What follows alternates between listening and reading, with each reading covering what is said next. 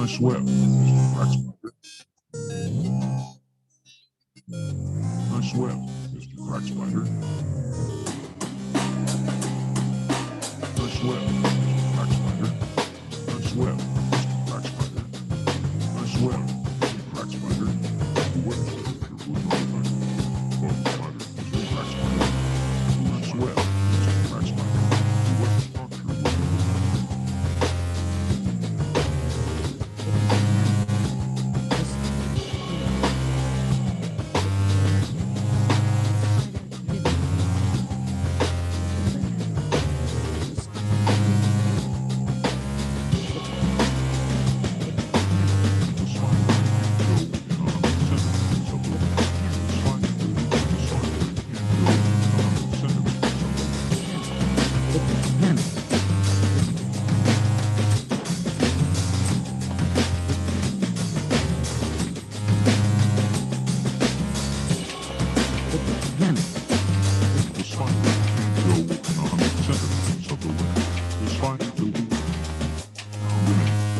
Raised over 100 young.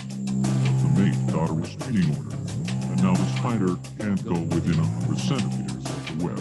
The spider built a web, found a mate, and raised over.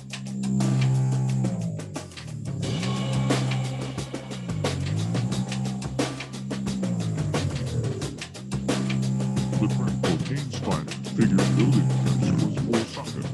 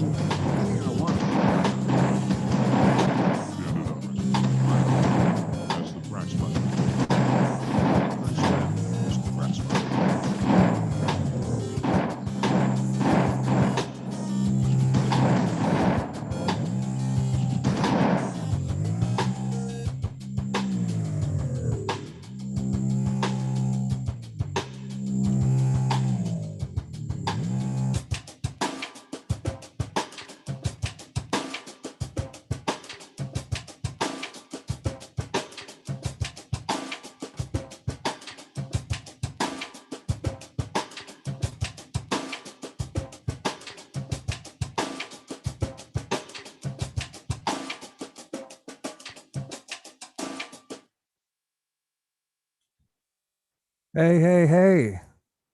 How's it going? Hey, buddy. Happy Saturday night. What's up, Gordy? What's up, Greetings, spiders. Greetings. Gabriel? Hello. Are we getting links? We've also got Chance and a second Chance. Assembling. One chance only. One chance. Hopefully not our last chance, though.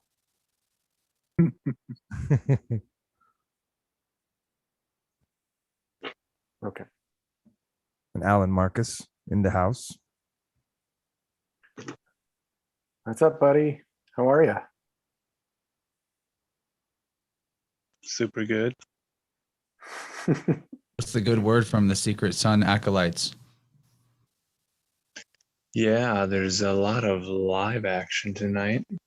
AB Live, Lucifer's Technology. Saw some of you guys hanging out there with Christopher Knowles, Miguel Connor, and Vance, the Moondog.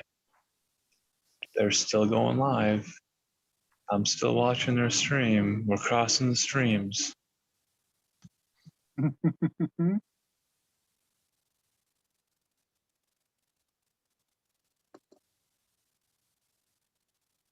Lots going on. this Yeah, Saturday. man. I was on with FRC while you guys were all weaving with Cheney the other night. Mhm. That was fun. Those guys Must are be the doing blood it. moon, Must be in the moon. It's the beaver moon. the beaver. We're all building dams, dams of consciousness. Is that Gandalf? Oh, this is the mischievous one. He's a took. The Took.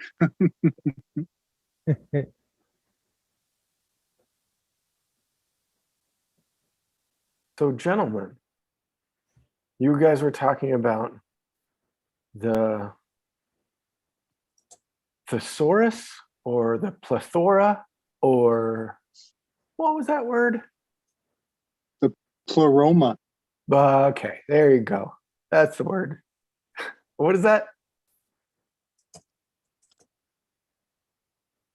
It's the realm of, as Chance was putting it, he says it's the realm of correspondences. Hey, hey there. This is Dinky Meat Feet. It's the one Nice. that bit through my finger when she was named a vampire, and so I changed her name, and it worked. She's a sweetheart. I'm very smart. Didn't give her any So brains. what's her name? Dinky Meat Feet. Dinky Meat Feet. Nice. So, Chance, that pleroma topic, I think it's going to be. I think there's so much to elaborate on, but you were talking about. It reminds you of. Oh well, you were saying that the aura reminds you of oral. The oral Yeah. tradition. The oral Think tradition. about that. AURAL refers to sound, and Yes. ORAL refers to sound. And what is Okay. or? What is or? Right? It's light, gold, sunlight, and AU Yes. is gold. So in both words, it's the gold audio. It's the Yes. golden god. Yes. And gold in reverse is DLOG, which is like God speak, God logos. So pleroma, we were talking about that earlier, and you say it's the realm of like correspondence. Is that what you said? Opposites. I interpret it as all of the opposites together. So it's the all and it's the void simultaneously. It's the nothing that is everything, Yes. because by bringing together the all and its opposite, Yes. everything cancels itself out with the exception of effectiveness or power, because ineffectiveness is by its nature ineffective. And so this is the great mystery of why there's something instead of nothing, because Yes. you cannot cancel out existence with non-existence or effectiveness with non-effectiveness. This is where the idea of abraxas comes from as well. It's the unmitigated power of the all or the void, depending on which way you look at it. It's the point where the all and the nothing are the same. This Pleroma. is, yeah, man. This is amazing. This is great. I have a feeling. So one thing I want to say about that is it has that word, that sound, aroma. And in Genesis, when Abel made a burnt offering to the Lord, it was the sweet aroma that brought the Lord forward. And one thing that's powerful and amazing about ritual is the need for ambiance, lights, candles, and but also smell. The power of smell is inspiration. It inspires you to salivate, and here we have all these highly spiritual terms, salvation, salivating. Oh, that's a good one. Right.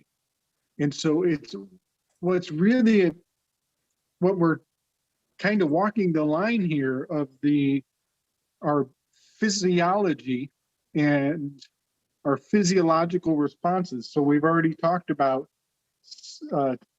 sound, smell, and even we're getting into taste, all having to do with like divine inspiration. You know what I mean? But Well, your field, your aura, is your Yes. feelings. Yes. It contains all your feelings. It's your fieldings. Yes. And I'm just going to throw it in there real quick. Philemon. The feeling.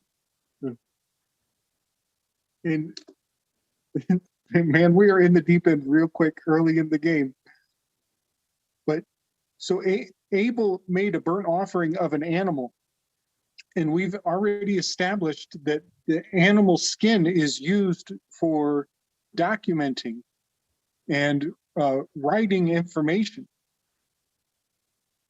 And all of this, I think, all goes to this pleroma.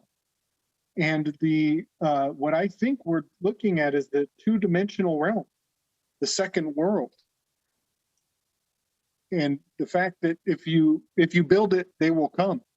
If you write down your ideas, they're 80% more likely to come true, to be fulfilled. What do you think? I affirm that. I don't know about the Right. 80%. Uh-huh. I like the 80-20 rule of life. Elaborate on that. I've heard that before. I don't know if it's maybe just an excuse for eating sugar, but there's this granola that I eat that on the back it says the 80-20 rule. 80% make the healthiest choice possible, 20% indulge.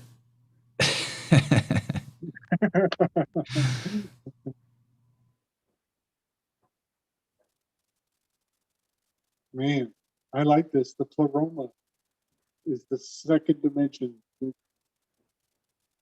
Yeah, I got some reading to do on that for sure. Yeah, another way to look at the pleroma as the second dimension too would be that it only exists on paper. It's in the realm of ideas and in writing and scripture. But like, can you reach out and find the pleroma and touch it? Technically, we would be within it right now if it's everything, but it's also nothing. So it's a concept, and that's on paper. Yes. I listened to our Weavingspiders from last week today as a review, and it was mind-boggling how predictive our topics from last week were towards the placenta conversation that we had yesterday, Chance. Well, that's because I was inspired by the Weaving 55 and the idea to do that Cheney Gabriel placenta eclipse apocalypse was 2 days before we actually did it. So it was a very spontaneous thing. I feel that we were harnessing something in the sky clock energy of a transition between Scorpio and Sagittarius, getting the direct line to the deep occult and the mysteries of birth and reproduction, which is Scorpio. And right, like the full moon, of course, happening right then, supposedly in the longest eclipse maybe of our lifetimes. So that pun, placenta eclipse, I thought was dark humor of the best kind. Clipping. How many of you guys watched the lunar eclipse, saw it with your own eyes? I did. Oh, I should tell the dream. Jim, did you hear my dream I had? No. Yes, tell your dream. Yeah. Okay. Unless Alan wants to say more about that, because this is related to the eclipse. There's a lot, and we'll unpack that as the time pushes us forward. one topic Okay. at a time. Well, it's not a super long story for the dream, but this was the dream I woke up from at the 3 a.m. or like 2:50 a.m. time that I had set an alarm for to go look at the eclipse in its totality. And the dream I was having was that I was in a swamp and it was nighttime and it was dark and it was muggy and the air was thick. And me and Jim were in this swamp together and we couldn't escape. And the swamp was the whole world. Like that was the entire world that we had access to, was just the swamp. And there were homes or buildings that we couldn't get into, but they were on stilts like you would see to try to keep flooding at bay. And we were hiding out underneath the stilts of different buildings. And the third party in our group was Rose from Crow 777. And this is not that I have some deep-seated distrust of her or something. It's just maybe symbolic of the word Rose, I think, more. But she was a double agent. And the bad guy that was trying to keep us in this swamp looked like the squid-faced pirate guy from Pirates of the Caribbean. Ooh. So it's a pirate and it's Cthulhu. It's Cthulhu pirate. And we were basically, I was trying to like run interference and distract this thing, and Jim was trying to crack the way out of the place. So I was trying to keep him concealed, and I had the ability to turn invisible. But the squid-faced pirate man was able to sense the general direction I was at, and he could do some sort of like Avatar the Last Airbender water bending powers to disturb the water and see where I was at by where the water like hit when it would splash and stuff. And also it was like an attack. So that was the dream. I don't know if we got out of there or not, because in the middle of it, I woke up to go see the eclipse, but there's a lot of interesting symbols in that dream, particularly the Cthulhu pirate. I feel like that's a double banger right there. Wow. That's interesting. I'll look into it tonight when I go to bed. See what happened. Yeah, I'll ask to continue that story too. Let's see. We'll take our honey. I've been very active in the dream world lately. Because of the moon, you think? I have been since August. Yeah, I have too. Like, I don't even want to get up. When I wake up, my dreams are so intense. Transformative. You Have remember you them all? have you been meeting people in your dreams and just being extra social and being surrounded by people in your dreams? Yeah. And sort of like hero's journey sort of things happen a lot, a lot of teaming up and problem solving with people, a lot of puzzle stuff and really weird surreal situations. Me too. And the people that I've been teaming up with have been this cast of characters and people in the live chat specifically. Do you feel like that could be some sort of astral work, or I'm happy to call it that. I don't know. I suppose here- there's different interpretations of what's going on with the dreams. Here's another quick synchronicity that we talked about Cthulhu, I think, during the monster aspect of the chat in the second hour last night, Gabriel. Am I right? Cthulhu came up as a topic. So Yep. Jenny B from the chat, her mom, after we finished that episode, sent her this image that I'm going to pull up and asked if she knew anything about Cthulhu. And I thought that was an interesting sync because of the dream I'd had. Wow. And I hadn't even connected. I was thinking Pirates of the Caribbean. I didn't connect squid-faced pirate captain to Cthulhu. And then, of course, pirates and masonry or skull and bones, that whole caper. So we've got Cthulhu, Galactus, a gray alien, reptilian, Illuminati. I don't know what this one is. Mason, maybe? And then banker, maybe? So you're looking at an image of Cthulhu as the puppet master for something else, which is a puppet master for a gray alien, which is a puppet master for something. So it's like the chain of command of puppet mastering. Well, what Jenny B said that I thought was so awesome was that it's like the theys. It's all the theys. The fractal they. Nice. Very well put. Or the thems, you know. They're doing it.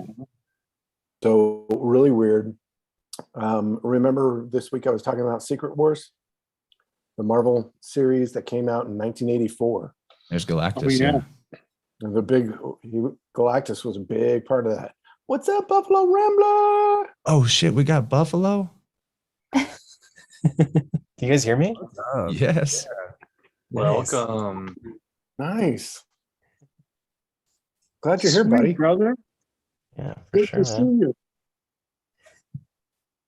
How are things in Idea, Hope? Oh, they're flowing, you know? They're flowing. We were out today and taking the dog for a walk, and it just started snowing. It was really beautiful. I loved it. I think Legs called in the snow. Bring it to you. Needed precipitation? Yeah. Yeah, there really wasn't any clouds above us too. It was like blowing in from the mountains behind us. It was pretty cool. We got to get you guys some earth pipes up there. You should get Mitch on. Yeah, we're reaching out to Mitch, and I think he's gonna come on. We're just waiting for him to pick a date. I think he's busy making earth pipes all day, every day. He didn't even answer my last text. For sure.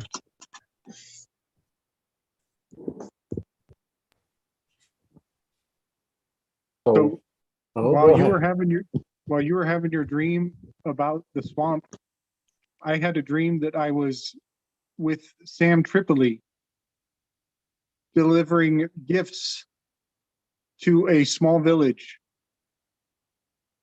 And I think it was kind of like the Grinch that stole Christmas, like a little cartoon village of happy, pleasant people. And all I remember is like opening the bag, and we were both like really excited to play the Santa Claus role. And then I woke up from the dream, and we were all awake at the same time. I like checked the telegram, and everybody was like putting in little updates about the moon. And I went out to try to see it, and I didn't see anything. So I just stayed up I think I turned on San Tripoli, started watching some Tinfoil Hat, and then fell asleep. But that was the same time that everybody, I think we were all awake around that same time there. Like 3 o'clock your time, 2 o'clock Jim's time, maybe, and 4 o'clock my time.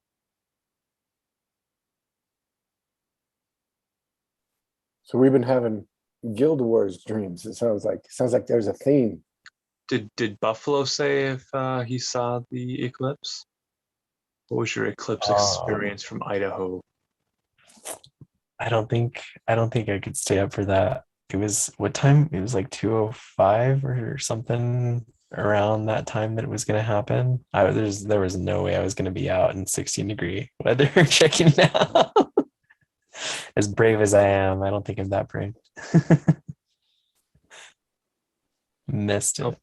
Put on your long johns and go out to the outhouse, and there's a little moon etched in the door, and you just kind of glance through that as you're sitting down. Doesn't have to be difficult. I mean, I'm a veteran eclipse viewer by now, so I got a few tips maybe I'll share later. Keep listening in, but go back to your dream. We're all really interested in these dreams you guys are sharing with us. No, it's just I've seen a theme over the last couple of months of a lot of us meeting up at certain places, and it's like the Marvel team ups, like the team from here get mixed in with this team and that team, and our dreams are reflecting the stuff that we're doing here, like being on FRC, and then at the same time Cheney Gabe are weaving on with Chance and like, and our dreams. Like I've had this dream about a lot of us, like a big group of men in a circle in the Dragoons over, which are, I guess it's maybe an hour and a half, 2 hours east of me here. But there's a burial ground, the Apache burial. It's in Cochise County. So there's a big Apache area back there, but there's a Standing Rock is this area that if you guys ever seen the oh, well, I guess the Roadrunner and Coyote were modeled after that area, like the way it looks and stuff is really like cool looking, but it's just right out here. But I had a dream that we were all in a Standing Rock area, kind of like trying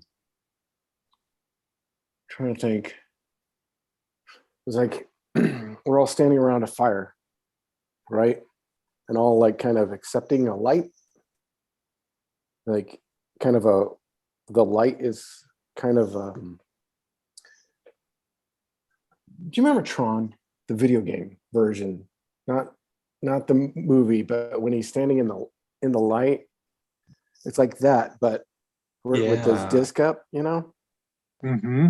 It was like that, but it all kind of came down and like kind of spread out among the circle around us, like as one. It was pretty cool. But we're doing it. We're putting good vibes out, guys, and things are happening. Good things are happening. The tribe is assembling and we are finding the others. Yeah. In Tron, it's called an identity disc. And Identity disc, right. what does that sound like to you, Gabriel? Got it. You got it. Placenta casserole. Full effect. Oh, Identity disc. Wow. everywhere. Yeah, I like talking about placenta casserole, but I do just want to point out the fact that I was reminding everyone colonoscopy. Did we have a news story about colonoscopy how did I that's not miss that? of some level of importance? Of course. So what happened with the colonoscopy? I think everybody knows that, right? Do we have to? For the record, for the people that find these files, you know, in the future sometime after the collapse and after everything is rebuilt and they find out what was going on during this important, crucial time in human history. And I'm like, it all happened with a colonoscopy. The first US president as that was a female, right? Number 47. This is like the back door to power. So Joe Biden is sleeping, Sleepy Joe is sleeping under his anesthesia. And because he's not conscious, the power of the presidency is passed to the vice president, who's Kamala Harris. So she's declared US president, standing US president for that period of time until Joe wakes up. So it's like a trial run, right? I don't know if anything happened, but colonoscopy, that was the way to power. Yep. And number 47 that's moon. That has everything to do with the moon. That's the atomic number for silver. And we had that lunar eclipse. Yeah. And it was in the eye, wasn't it in the, like, allegedly in the eye of Taurus, looking at looking through an alignment. Oh yeah. My episode with Michelle tonight was the 47th Innerverse of the year. Oh, wow. Yeah. Wow. Moon pillar. Lots of moon pillar action. Yeah, so it might help if I shared some of these sky maps, but essentially we're looking at the moon. It's in the western sky, and in that same region of the sky is the planet Uranus. How do you pronounce Uranus? How do you say that word? And then we have Uranus. the idea of the colonoscopy, the eclipsing, the puckering. I mean, this is just like locker room humor in at the highest levels of government. I don't know if you guys see it any differently or not, but man, Isn't there like a colonoscopy. Jesuit connection with SHT? Mm-hmm. Ron Burgundy will eat that cat poop. She will eat the cat poop. But maybe this is all just BS, or can I say the word? Can I say the full word? Someone say it for me so I don't have to curse. BS. What does BS stand for? Bird. So you Butt have stuff. the constellation Taurus and the butt of the bull, and then you have this lunar eclipse, and then you have the planet Uranus. So maybe all of this is just baloney. Are we the butt of the joke? Mm. That's the Fool card is Uranus, right? So Buffalo, I wear this in your honor. Go Bruins. But what I wanted to show you guys is, But so here's a synchro. Whose card is that? Oh, The Fool. I thought it was a hockey card. I'm like, Bobby Orr. All right, Bobby Orr. All right. No, so the sync this week was I'm wearing this hat doing yard work, listening to Cheney talk about the 47. And you see that? Oh shit. Never right noticed there. it before. And it also has it on the button on the inside. I don't know if you can see that. 47. Yeah. Never noticed it before. There's a tourist trap in Missouri called Uranus, Missouri. And it's technically like call it a town, but it's just attractions, like a big parking lot with a bunch of buildings that are different attractions. The attractions include the Moonicorn Creamery, Nice. a sideshow museum like a Ripley's Believe It or Not, and the Axe Hole, chicken bones, and a fudge factory. And the Uranus Fudge Factory is the biggest attraction. They have good t-shirts, I imagine. But the chicken bones, I'm thinking of Braxis and the Axe Hole. Oh. Nice.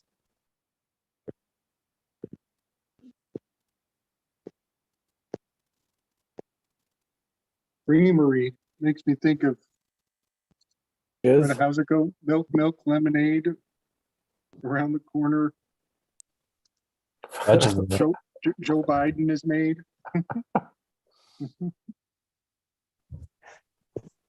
so He's did always you guys, fudging it.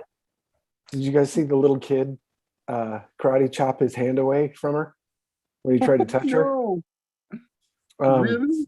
It's in the Disclosed TV Telegram. I think Rogue put it in their Telegram. It's pretty great. That is sweet. The kid's like, get away from me, evil. It's awesome. I'm like, yes. I believe the children are future. You know, I was messing around with Joe Biden's full name the other night while we were doing the movie, and I got some weird results. If I can find him here. Okay. Teen bride Sophie in job, or teen job in Sophie bride, which has a lot of it doesn't make any sense, but it has a whole lot of strange Joe Biden icons, you know, teen, Sophie. bride, and then there's Job or Job. Hmm. I also So- got Sophie Bride Bitten 1J. 1J Bitten Sophie Bride.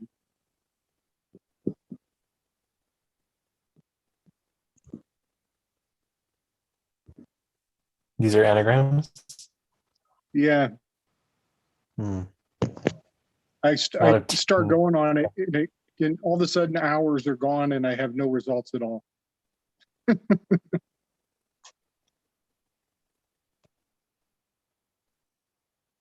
Sophia's wisdom. I don't know Mhm. how that would. Yep. Yeah, and Sophie. Yeah. Oh, that definitely doesn't fit. Yeah. The Yeah. version. Mm-hmm. I have a Joe Biden kind of pegged with a lover's card in a super weird way. I know it's super weird, but it's got to do with that touchy feelingness. You know, we call him the hair sniffer. And Fresh Prince of Smell Hair. yeah, yeah, and I know that's.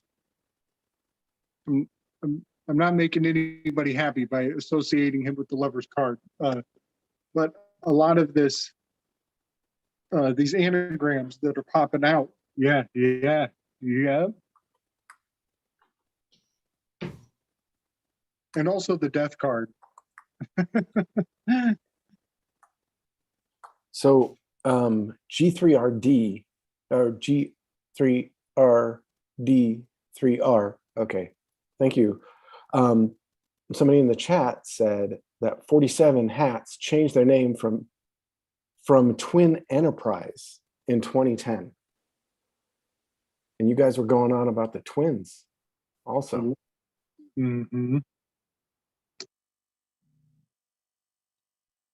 Mm. Oh, okay. Somebody said that. I wonder if the X-Men are connected. Melissa Tigalik. How would that be, the X-Men? Because I'm all about that. In fact, Buffalo and I were just talking about that. Mhm.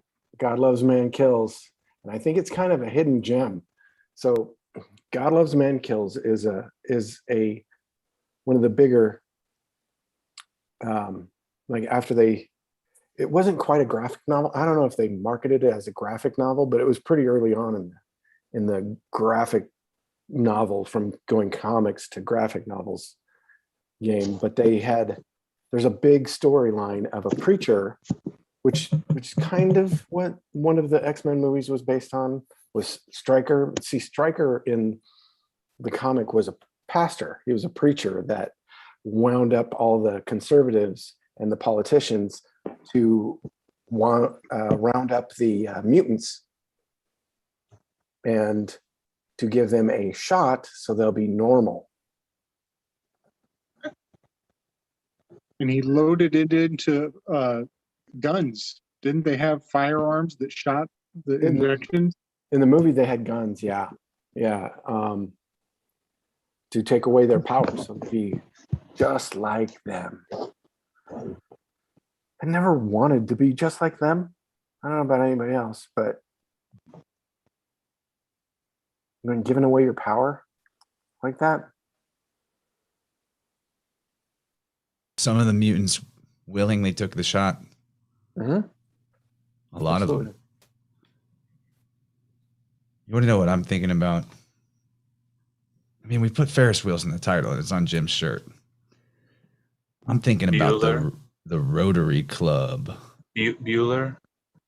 So I just want to put that out there. Anyone know anything about the Rotary Club? I might know someone who was in the Rotary Club. When I was in high school, I was invited to a Rotary Club event. What is it they do? They seem to be a community organization that greases the wheels of business to keep things turning. They invited me to a camp for other people interested in entrepreneurialism.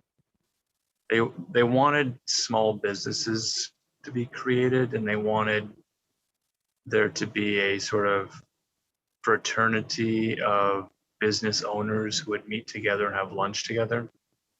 So they would meet at a cafe in town like every Wednesday or something, and they'd have their meetings during the lunch hour, and they would invite high school students sometimes into their meetings to introduce them to other business owners and things, and they would offer scholarships and that sort of stuff.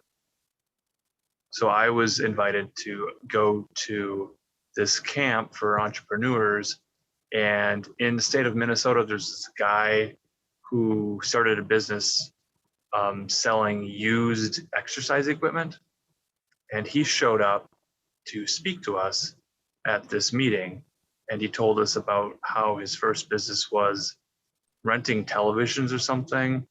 There were a bunch of black and white televisions that were being sold as a hotel or a motel was upgrading to color televisions. So he bought all these black and white televisions at a steeply reduced price and then resold them or was renting them out or something, and then realized the real money was in buying exercise equipment from people who bought it, didn't use it, and then he would clean it, repair it, and then sell it again. So it was almost like new. Does that get your rotaries running on a treadmill? Fantastic story. I love your stories, Alan. And here's my rotary tattoo. Here's the Rotary International logo. It looks what does like that make bike. you think It looks like a bike gear, like a fixed bike gear. A gear, or maybe a wheel that you would steer a ship? Yep, be a as dog. And do you donkey. see the circle dot in the middle? Yep.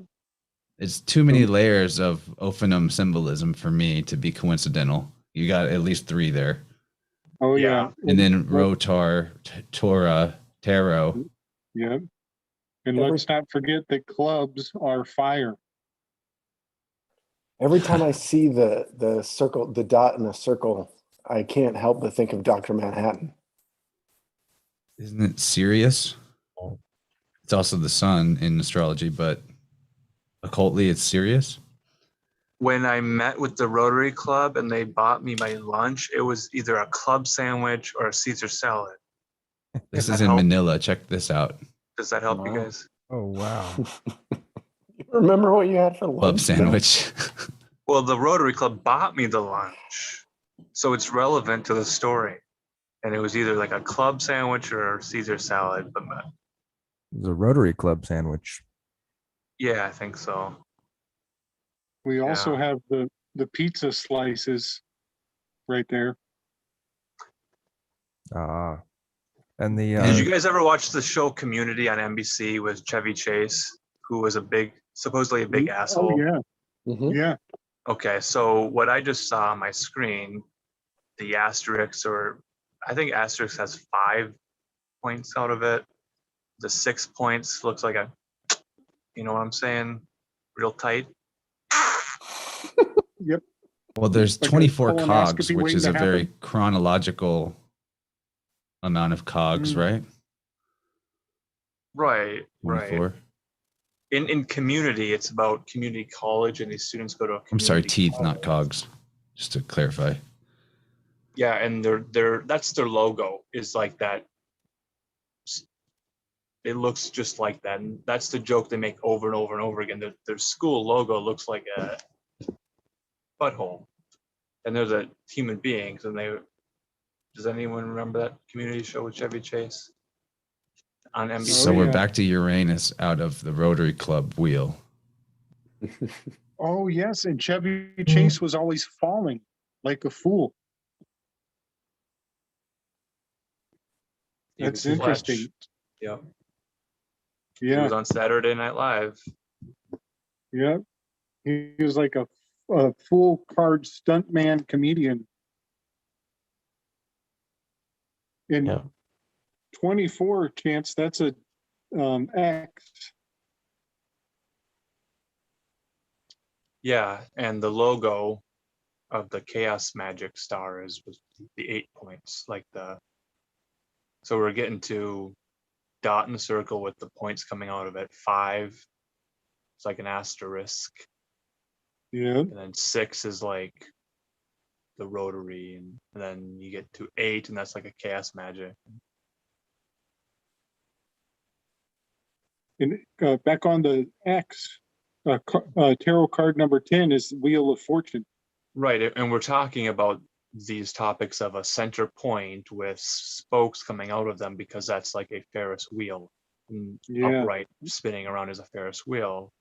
And I was Yeah. saying Bueller, Bueller, Bueller. It's like, this is our day off, right? We're going to be, or I was getting that confused with the Breakfast Club, Ferris Bueller's Day Off. It's all just like all these ideas in our minds are just mushing You know, together.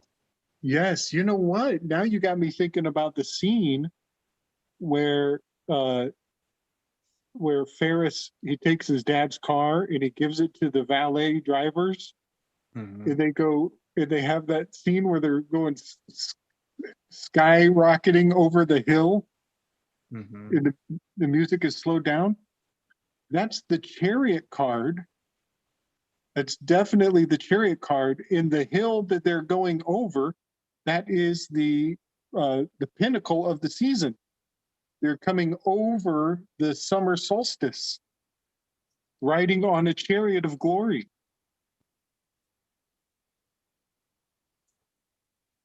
We still talk about Ferris Bueller's? Ferris Bueller's Day Off.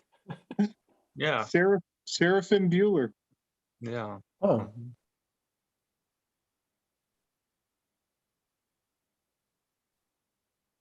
that's nuts, fellas. How's your No, weekend? you said fellas. Okay, now I have to say it. I was thinking about the LR switch and trying to think about words that sound like what Farris sounds like, or the Hebrew word for fire, which looks like it's srefa, but it's pronounced slefa. So anyway, fair, fellas. If you switch I don't know. I was thinking odd fellows. Yeah, we're having a bit of fun, and we're just making fools of ourselves. And Occult Priestess in chat says the elite don't understand the origins of the symbols. This is a worthless pursuit. Speculating on what evil dumb meant by ripping off the ancient symbols. Yeah, and We're trying to that understand the continuing original meaning, today. not what the evil men care about. Right. I would say that today, when we see symbols in Hollywood or in music videos, or you get someone like Vigilant Citizen or someone of that ilk who will try to do an esoteric analysis of a popular music video, which already gives the aura of evil or satanic or something that's not quite right about it. And then a lot of times those people in that industry are just taking symbols and literal pages from old occultist books and then just putting them in their imagery because it looks aesthetically occultish and evil by association. So they're repeating the symbols. They have no idea what it meant to someone at a particular point in time, but there's a general understanding in culture of what certain symbols mean today.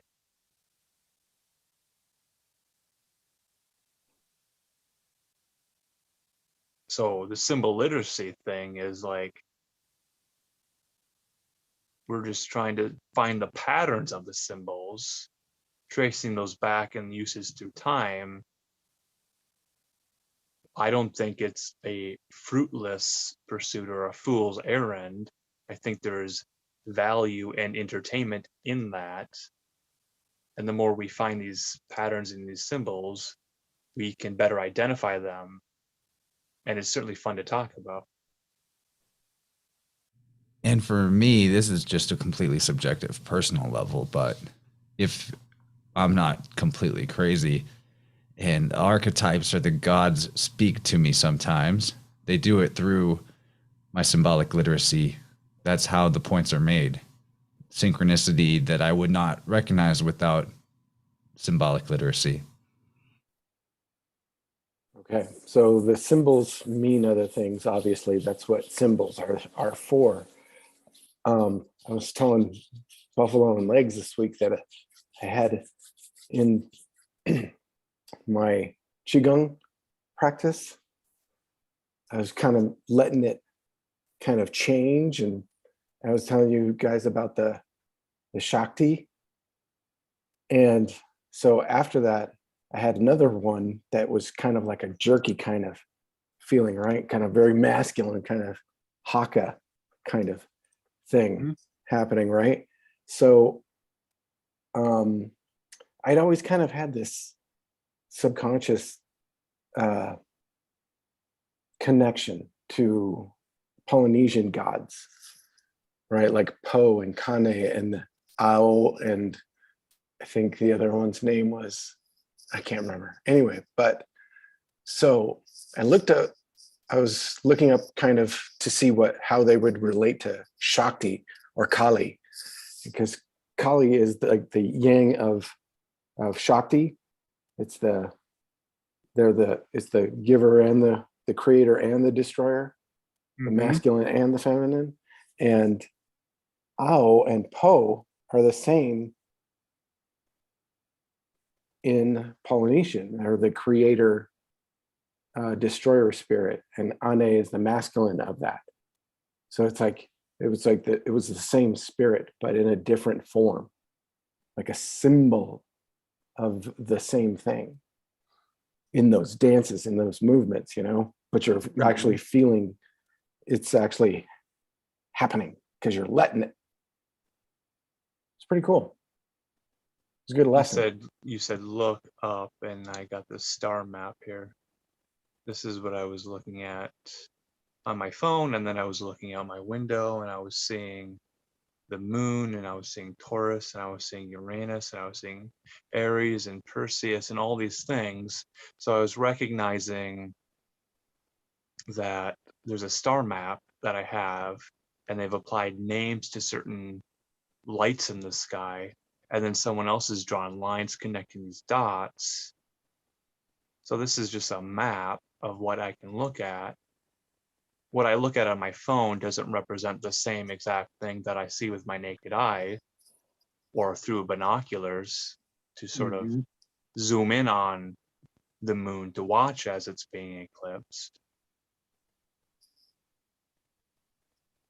So it helps me to know that, Orion is there, and those 3 dots, we call that Orion's belt, and I can begin to navigate by my familiarity with where these stars are in the sky, and where these luminaries are, and whatever word you want to apply to the concept of a light in the sky, a planet, a moon, a satellite, whatever it is, having some working knowledge and understanding how to look at a star map and how to calibrate the GPS on my phone and make sure that the app is working correctly, and all these skills helped me to find the moon, because if it was completely eclipsed, I wouldn't have even seen it. Was it even there? Was it covered by clouds? The map helps a little bit, but it's not the journey itself. I actually had to physically position myself so I could see the moon as it's being eclipsed by whatever happened. What do you guys think happened?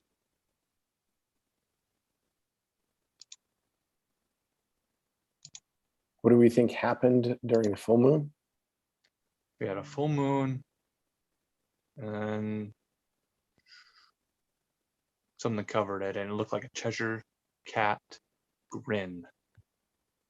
What causes that? Do we have any working theories about why the light of the moon went out for a little bit?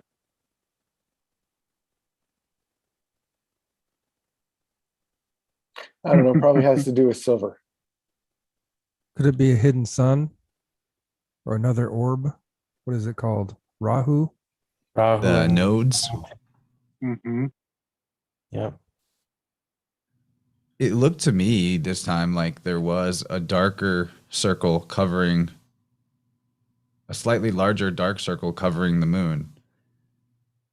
Could just be a trick of the refraction, as they say, but if all I had to go by were my senses, I don't know if my immediate thought, if I was a caveman, would be that the sun is behind the earth, which is a ball, and that the shadow of the earth is casting on the moon. I don't think that would be my immediate thought. I would think that something covered it that was dark, that I couldn't see otherwise, or maybe even not fully dark, but translucent, I guess. But I would also think that the moon was creating its own light if I was a caveman.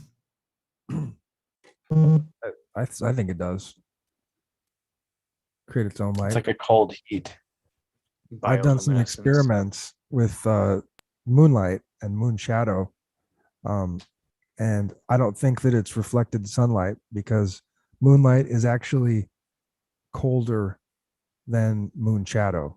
So whatever the moonlight during a full moon shines on, it's like 8 to 10 degrees cooler than, you know, if I have a thermometer with a laser on it so I can tell what I'm pointing it at. And I went outside like 3 times during full moons, and like I've got a big bush in my yard that creates a shadow from the moonlight on the grass.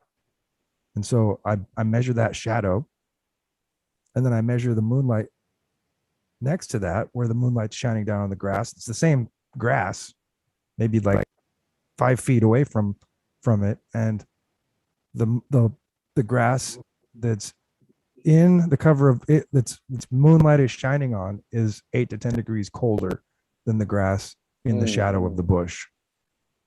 So I don't think that it's reflected sunlight, because I think sunlight, even if it's reflected, would be warmer than sunlight shadow. That's a great experiment. Yeah, I definitely recommend it. If anybody has one of those, you can pick them up for like 10 or 15 bucks. It's a thermometer with like a thermometer looking gun, you know, like people put on your forehead or whatever, I guess. But yeah, it's pretty cool. When I looked at it, when I was walking in it, it definitely had like a double ring around it. Like, you can see it better in that one, I think. But it had this halo, like a double halo. It's really interesting. Mm-hmm. Moondog. So Yeah, Moondog. a moondog, nice. So Michael Wan has brought forward the fact that the DuPont family has a long obsession with the hunter, the icon of the hunter. And right there, next to Taurus, in that sky map that you showed, Alan, is Orion, the great hunter. And this is one of many interpretations of that constellation. But we know that Joe Biden has his 2 sons, Bo and Hunter. And Orion is the great hunter, has his dogs, his hunting dogs, Canis Major and Canis Minor, right there in that quadrant. And I think it was a week ago, or maybe 2 weeks ago, we were talking about dogs with the volcano on the Canary Islands, and all the various forms of cane coming forward. But look at how the belt, Orion's belt, is pointing at the moon. And we know that the dog star is just off screen there in the other direction, in probably perfect correspondence to the moon. And we also know that dogs howl at the full moon. And a lot of this ties in, Gordy, with what you were channeling. You know, that hunter warrior. Look at the posture of Orion. You know, it's got that. Right. It's in the middle of a kata, a form. The man dance, brother. Yeah, Right. hell yeah. Yeah. But this is definitely a preparation for that winter solstice, when the alignment of Orion's belt points at the dog star Sirius.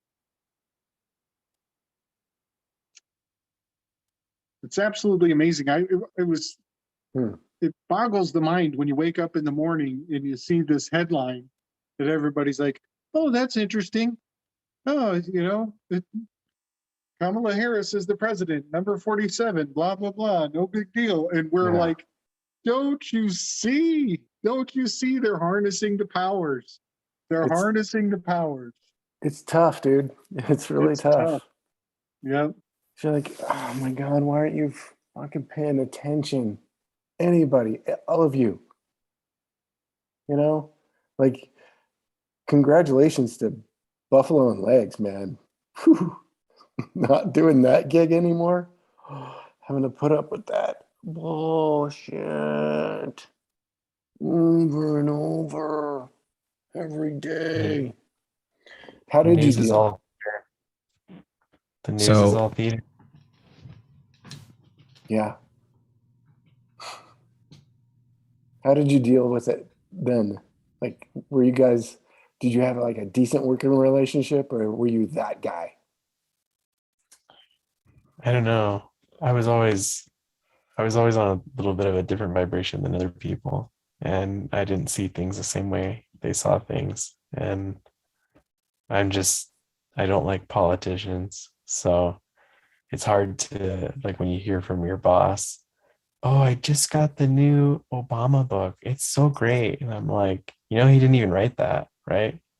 Like, he has ghostwriters, and then that caps the conversation right there. So yeah, I just didn't deal with it.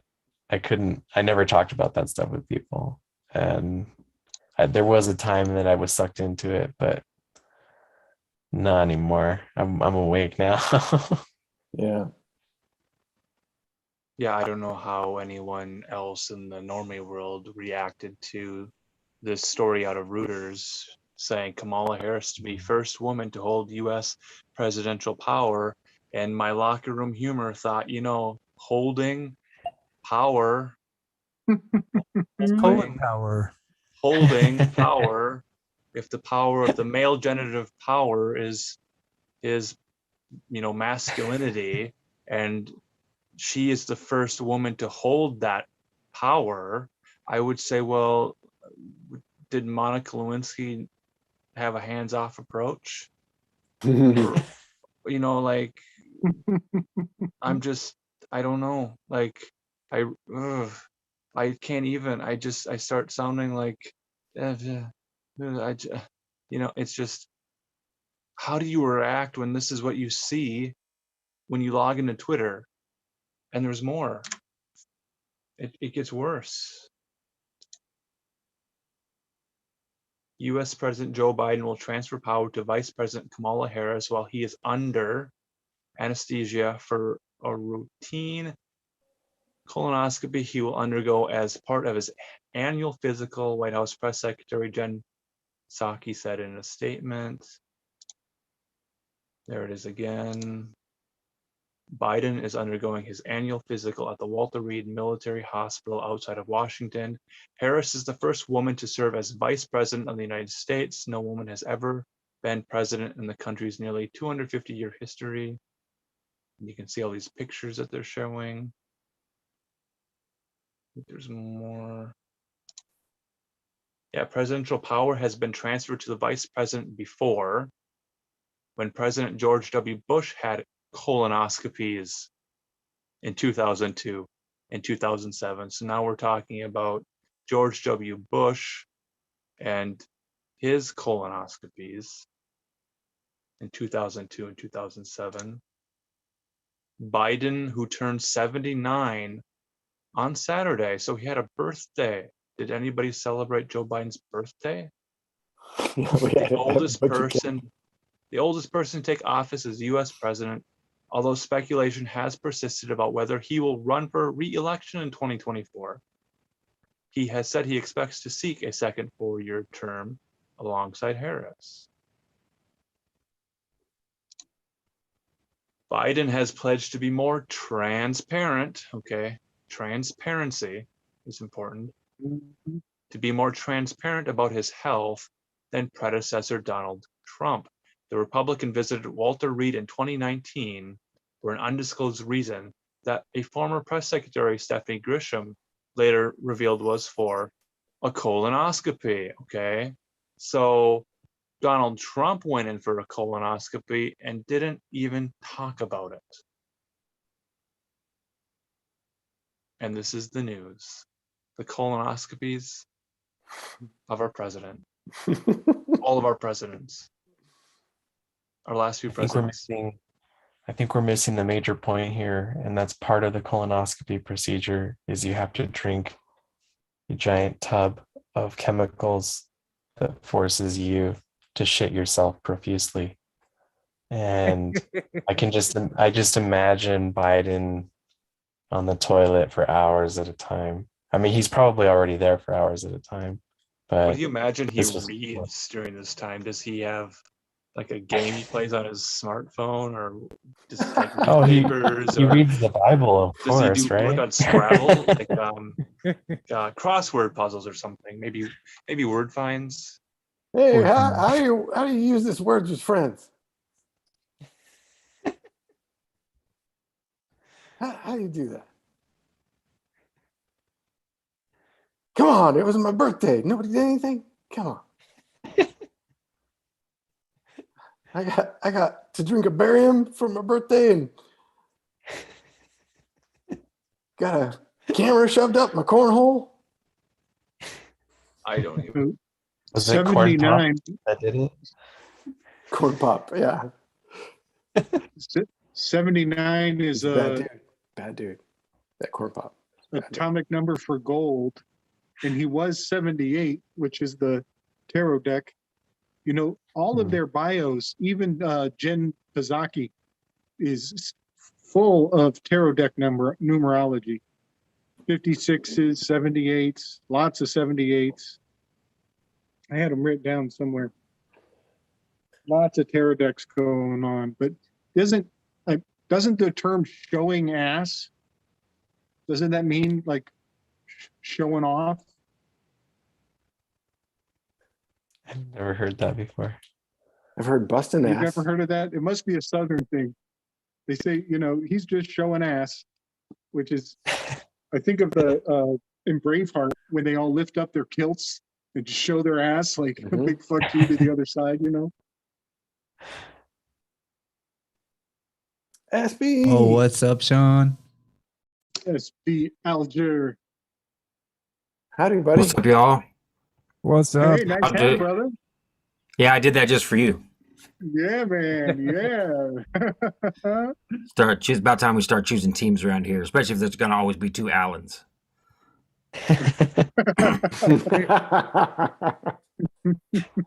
Oh no, nice to meet you, Buffalo. I'm Sean. ESP. Oh, yeah, Nice you to meet guys- you, man. I've seen your name around. I never heard your stuff, but I love the name False Reality Check because I feel like that's what I'm doing constantly anyway. So it speaks to my heart. Like, is this another fake reality I'm in, or is this one real? I need to know because if I'm going to proceed, there's certain areas we got to move in. You know, if it's fake, it doesn't mean I have to give up, but does mean things have to be done differently.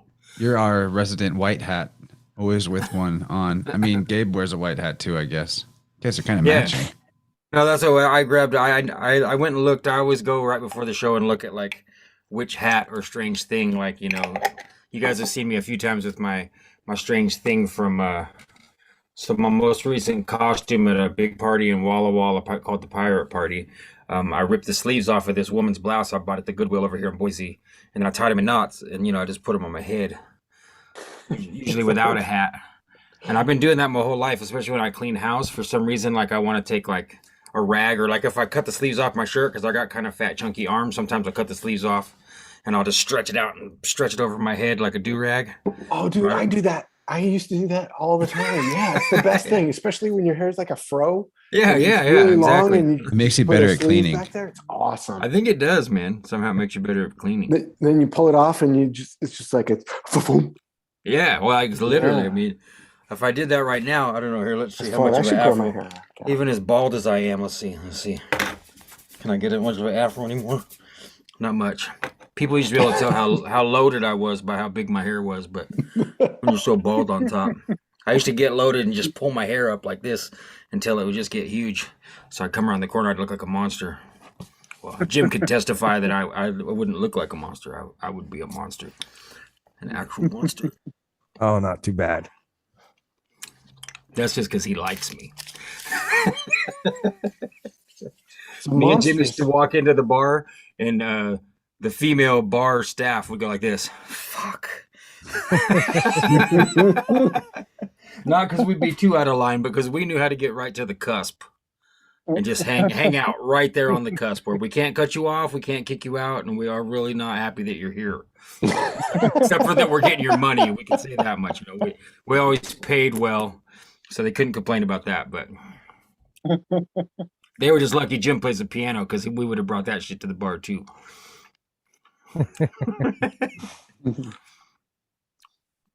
It can Those be were the done when days. there's a will. Oh yeah, yeah. You look funny though walking into a bar with a piano and an amplifier. They love that when you just show up, do a quick gig, and we just show up unannounced. Sometimes people They love love it. that. Yeah. Like the people love it. Well, people definitely love it. Some bar Bars owners hate it. love it too. Yeah. It's good though. Like, sure. I mean, I don't miss drinking, but there is a vibe about the bar scene, especially if you bring some music and get it involved. It's fun. That makes it, you know, if there's a karaoke machine, or I mean, I can just be a karaoke machine with an acoustic guitar. Yeah. Play this, play that. Yeah. Karaoke is dangerous, man. It's They not. just It's start not like anything drinking else. Can be. Especially when you're doing well and people are buying you drinks. That can be a mess. No, I knew for sure I was getting too loaded if I start choosing Prince or Michael Jackson. So which Prince did you choose? Was it Kiss? Oh, Kiss. yeah. Well, I mean, I could play Kiss on the Yeah. acoustic guitar and sing it. So There you yeah, I go. would choose. I mean, it's too high, honestly. I mean, it's too. He sings too high for. I've got a decent range, but I have to belt it out, and it gets all metally, so it's like metal drunk Prince, you know. Isn't that the best Prince? I'd sing. I would sing. Nothing Compares to You, which is technically still Prince. All right, that is Prince. And I'm sure When Doves Cry in Purple Rain, you know how it is when you're drunk. You're not real creative, you know. You don't like go into the deep cuts and find something good. Yeah, but most karaoke bars don't even have the good stuff. It's all different now. The Yeah. last time I went, it wasn't a drinking thing, and this dude just had like a license to use anything he could find on YouTube. So it's amazing, cool. like just Oh, that'd be everything. cool. It's probably good that they didn't have that when I was younger, because people would have been subjected to a lot of Pantera, Sepultura, Megadeth, a lot more Alice in Chains, Oh, Soundgarden. I'd have been singing Slaves and Bulldozers every week. What's your Pantera song? What's your go-to Pantera? Well, 5 Minutes Alone was the one that we used to play the most way back in the day. So, and it's exhilarating to sing 5 Minutes Alone. You could actually black out if you're not careful and try to sing that song. But I really love Mouth for War Mhm. and stuff off of not far. I mean, I like Far Beyond Driven was a good album, but the album after that, The Great Southern Trendkills, got some stuff on there. Like 13 Steps to Nowhere is a great song. What's the big one? Cowboys from Hell? Is that Yeah, I mean that's their first album. that was Yeah, the first so one, right? Yeah. but the biggest one is Vulgar Display of Power. All right. That's the one where the dude's getting punched in the face Give on a the punch. cover. Yep. Yeah, hmm I cut my teeth on all that shit. I can still sing it though, because I got it. I had a good singing instructor in college. And I'd made a trade-off with her. I said, I'll sing perfect in your choir and in your school class, but you got to teach me how to scream without screwing up my voice. And she did it. So it's nice. Oh, you did. Oh, nice. It's just all breath. You know, Gordy, if you know how to sing, Exactly. it's just all breath. And then you can use just very, very little vocal distortion and you can get the same effect, especially if you turn the mic up loud. Yeah. Turn the Just, mic up and look you don't have to be loud. Yeah. Yeah. Yeah, You don't that's have to it. hurt yourself. I mean, I still prefer to be loud. I want to scream. I want my face to turn red, but not I've actually blown the membrane on stage once. Yeah. It was so loud. It was Wow. It was a really expensive mic too. I felt terrible. It wasn't mine. Oh, that sucks. That's kind of scary. Yeah. Because then you gotta cover somebody's gear, replace it if you can or whatever. Yeah, I did. It sucks. I had a karaoke. I'll stop here, but a karaoke lady in Milton, Freewater, Oregon, said one of the most flattering things to me ever about singing. I went and I was going to surprise my group and everybody else in the bar, and so I signed up for Mental Health by Quiet Riot. Oh yeah. And Mental Health starts with this huge scream, right? You know, like the song goes blam to blam down, and he just goes. And she's like, "Oh my God, you're gonna blow my speakers!" And I'm like, "No, if I could blow my speakers with just my voice, I'll be doing well." You know, I thought that was nice. It was fun. So, do you still do breath work? Your breath exercises? Butt breaths way down here. I mean, Your diaphragm. I still sing a lot, and when I sing, I naturally fall into really traditional healthy breathing. And I was doing Wim Hof stuff for a while. You know, I haven't been in the last few months. I need to get back into it. I guess I don't need to, but I'll be happier if I do, you know. Yeah, I was walking out and it was pretty cool. Like for here, it's cool. I mean, it's not Idaho cool, but in the full moon, it was like getting really chilly. I'm like, oh, geez, I could use that Wim Hof stuff right now. It does work to get you to adjust to the temperature. Because we did it and went and jumped in the freezing cold Boise River a few times. And it works, man. Yeah. Because, I mean, if you sit there and do 3 sets, do 12 or 15 minutes of Wim Hof and then go jump in the water, I mean, it's still cold as hell, but you feel different. You don't feel like you would if you just decided to strip down half naked and just climb in there. Have you done it, Chance? The polar plunge? Cold showers? Oh, has anybody tried those what is it? The cryogenic tubes or whatever? Cryogenic cold therapy? They got that over here. I haven't tried it though. My cryotherapy is at this time of year, I go barefoot and without a jacket when I walk my dog. I mean, I go barefoot all year round, but if the ground's not wet and it's just cold, if I keep moving and I keep breathing, I can do it. It was tough during the eclipse to go outside barefoot after. Do your feet hurt when you're done?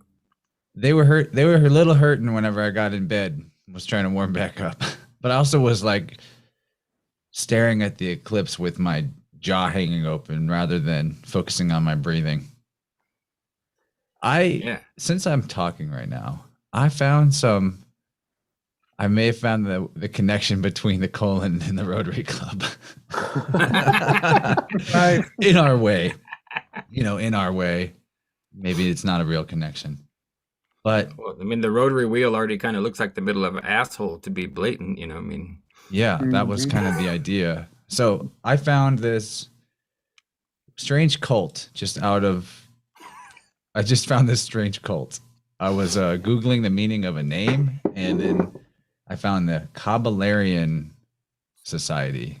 It's in Canada, and they're this definitely a cult. They want you to pay to so they can tell you how to change your name to be more successful at what you want to do in life.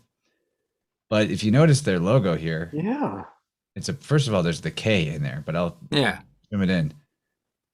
It's the Enneagram that Gabriel's super into. So they're combining a bunch of occult sciences here, and then I don't know what all it's derived from, but that's how they're getting people in, is they're like, we can tell you what your health problems will be and how to transcend time with a different name. And it's all about the name, which I find very interesting. But so here we go. They got the woo-woo juju. So it's got the wheel like the Rotary Club steering wheel of a ship, I thought. And then I was like on the K idea. So I just typed in the K rune, and the K rune, Kwanon, or Quan, meaning ulcer. And then I don't have to go to the next tab where I clicked on ulcer, do I? In the intestines where your colon's at. So there I did it. I jumped from the Rotary Club wheel to ulcers that you would find during your colonoscopy. Nice. Wow. Plus you got the K and the 9 back on that symbol was a K, and then the Enneagram, and that's also got a 9/11 Wow. baked Double- into it. Yep. Double And- whammy. Yep. And we know Kaaba, that's a cube, and Aryan.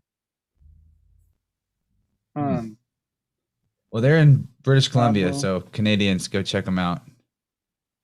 Infiltrate the cult. See if they got anything good. That just reminded me of William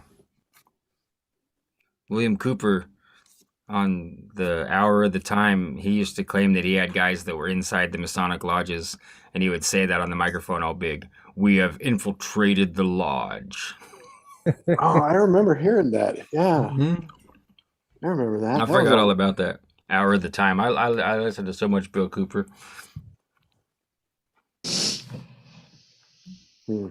That's good though, Chance. That logo. It looked a lot like Rotary, like with a big mashup with other stuff. Kabbalah, numerology, Enneagram. Yeah, in the Elder Futhark, that rune is like the yod. In at least in some centuries, it flipped, but it's like just the Y shape at a certain point in history. I don't think it is anymore. So that goes back to that fasty calendar too. It also looks like the kosher star. I've messed a lot of people up with the kosher symbols all over the food. Wow. Yeah, I asked him, you ever heard of the kosher mafia? Yeah, there's one right there. Oh yeah, on the Solil. Yeah, that's one of them for sure. Mhm. It's on everything. Makes me wonder if it's on my weird supplement.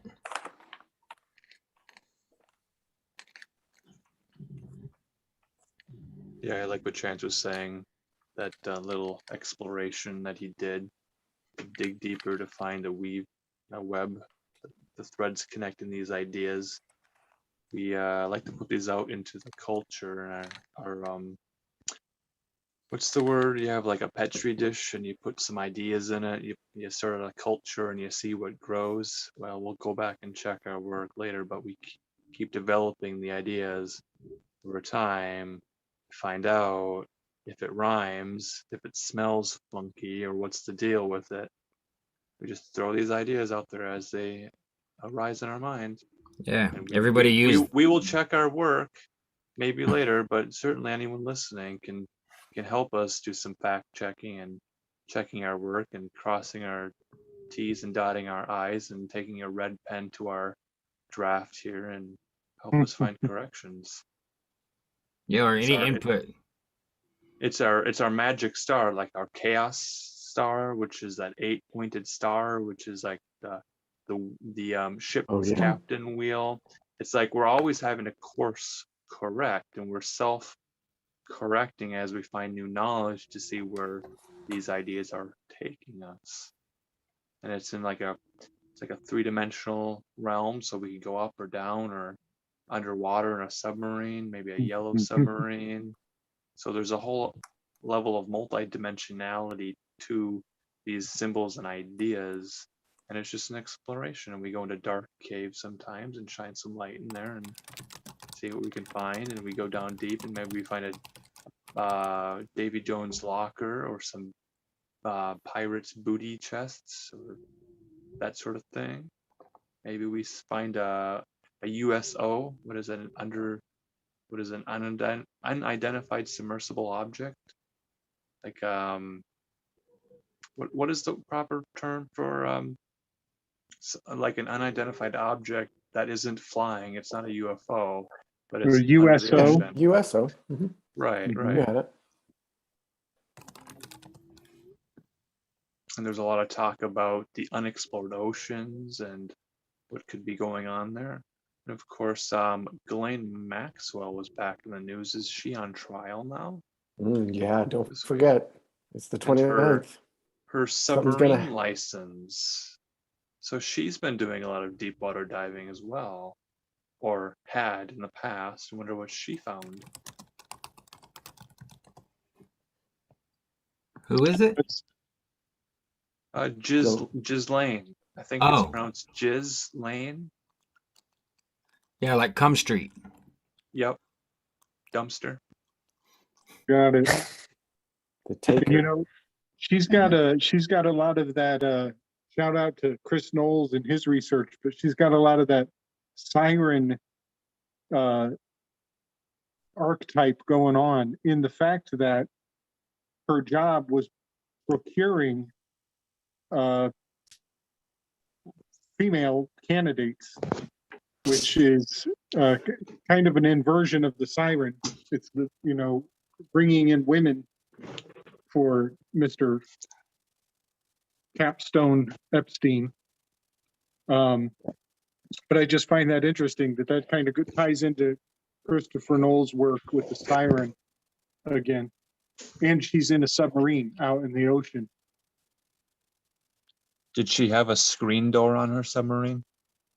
I remember that joke. How did the joke go properly? I botched that job. Oh, I thought it was on a man. battleship. Somebody's gonna have to look it up or something because I don't. I have a whole wave of memories of my grandmother rushing back to me and all these dumb jokes. Was it knock knock joke? No. It was like you're about as useful as a screen door on a battleship or something, isn't it? Yeah, Or is this yeah. On a submarine. Yeah. It's from Back to the Future. Every time I see Ghislaine Maxwell's name, I get it stuck in my head as an exaggeration of the song Penny Lane by the Beatles. So it's Jizzy Lane, you're in my ears. And it's so gross in my mind, you know, like, oh no, that's nasty. But my brain just goes with it every time. Jizzy Lane.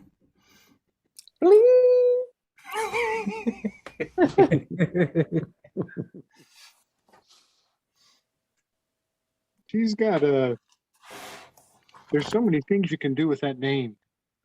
You know, it's got G. Slane, which kind of goes along with my theory that the Masons have been, of old, are long gone. And they're no longer in the picture, and now it's all the circle.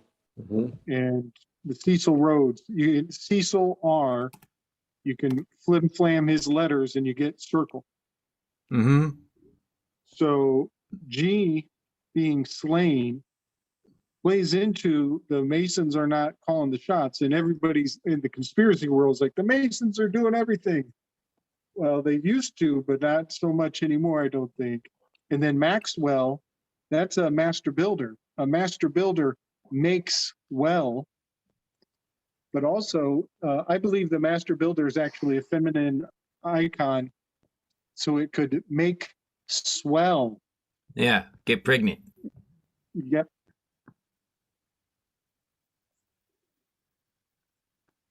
I think that old Epstein is I always get these two wrong. It's either Jango Fett or Bubba Fett. Whichever one was from the very early series, like the first time we saw him. Boba Fett. His exit scene, Bubba Fett. Okay, thank you. His exit scene, he's wheeling out Han Solo on a stretcher. Uh-huh. In Epstein's exit scene, they were wheeling him out on a stretcher. Yeah, so that's. Go ahead. Oh, just that I see the parallel for sure, you know. Like, Yep, and the now. camera angle is identical from the movie of the scene where whichever Fett is pushing out Han Solo cased in carbonite. And to make it even more, to solidify it even further, the Fett family, whichever, Django or Boba, he's the alpha genealogy of all the stormtroopers. Right. All the They're all the clones are clones. based on his genes. And Epstein was supposedly trying to raise a genetic army of baby Epsteins. Yeah, wasn't that what his ranch was about? The one in New Mexico was essentially, Yes. like, it's rumored to be like a Yeah. clone farm. And Yes. his penis was shaped like a scaly egg. Egg, 5G, Scaled egg. 5G penis. The scaled egg. That's a key. It is. That is so far out, y'all. So here's where it gets real twisted. So if we go into some sort of clone wars against China, let's say, and the genetics that we use to fight off the clone wars of China come from Epstein, then in the most twisted possible way, he becomes the savior. Isn't that a twisted plot line? It's too much for me. That he's a I good know. guy. I can't even. Well, that's Same how thing. they My would brain write- hit static. Like, nope. I can't even. I can't even. But it's crazy that it's all there. You know, the ingredients is. are Is the this ingredients are right there. Well, I think the that image what's you're talking really about? hinted at is that any future I think wars so, will yeah. be fought with replicants, but I don't think that means human vessels. Right. Right. But the clone wars, clone. And we're in clown world right now. There's the clown in the crown again. Reptilians, Clone. replicants. The clones in the clowns.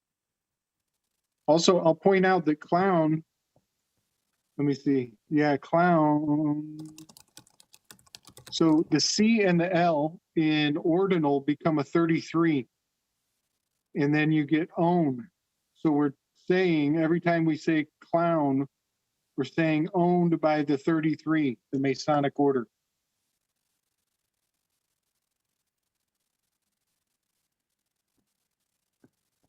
Oh, and then cloned, you get one, you get 33, ONE.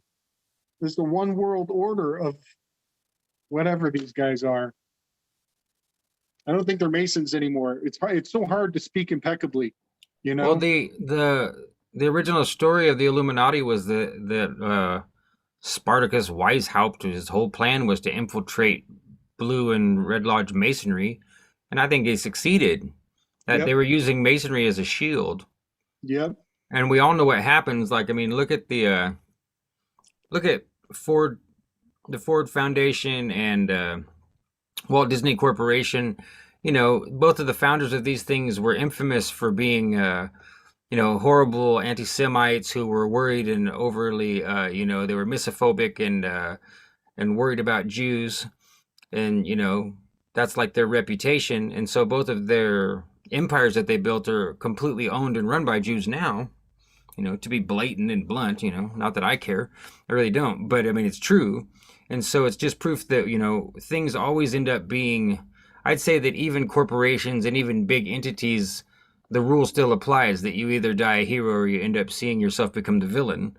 So if the Masons used to be something genuine and even good back in the day of keeping trade secrets and being having the geometric expertise to present wonderful architecture, etc., and then they're infiltrated by something like Weishaupt and his Illuminati, and then the digression continues where they're still using the branding and the name and the facade of Freemasonry, but that the real power behind it is something very different than it ever was before.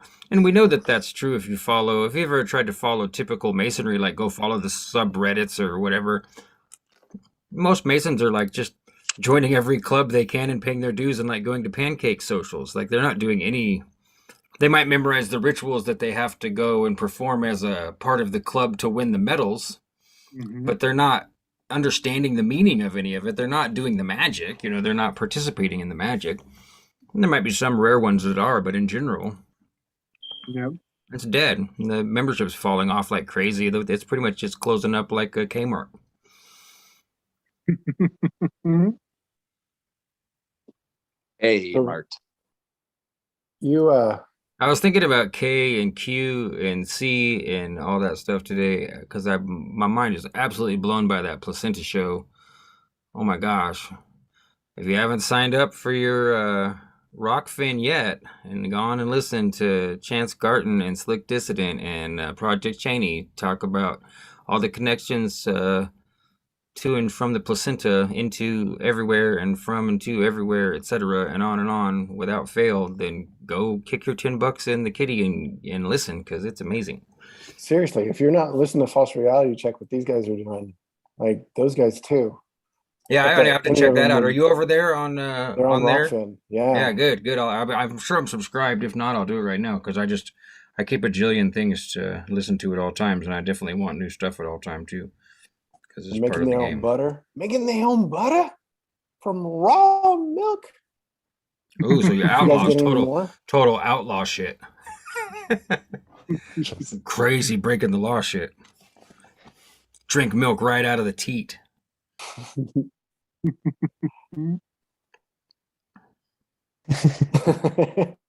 just suckle.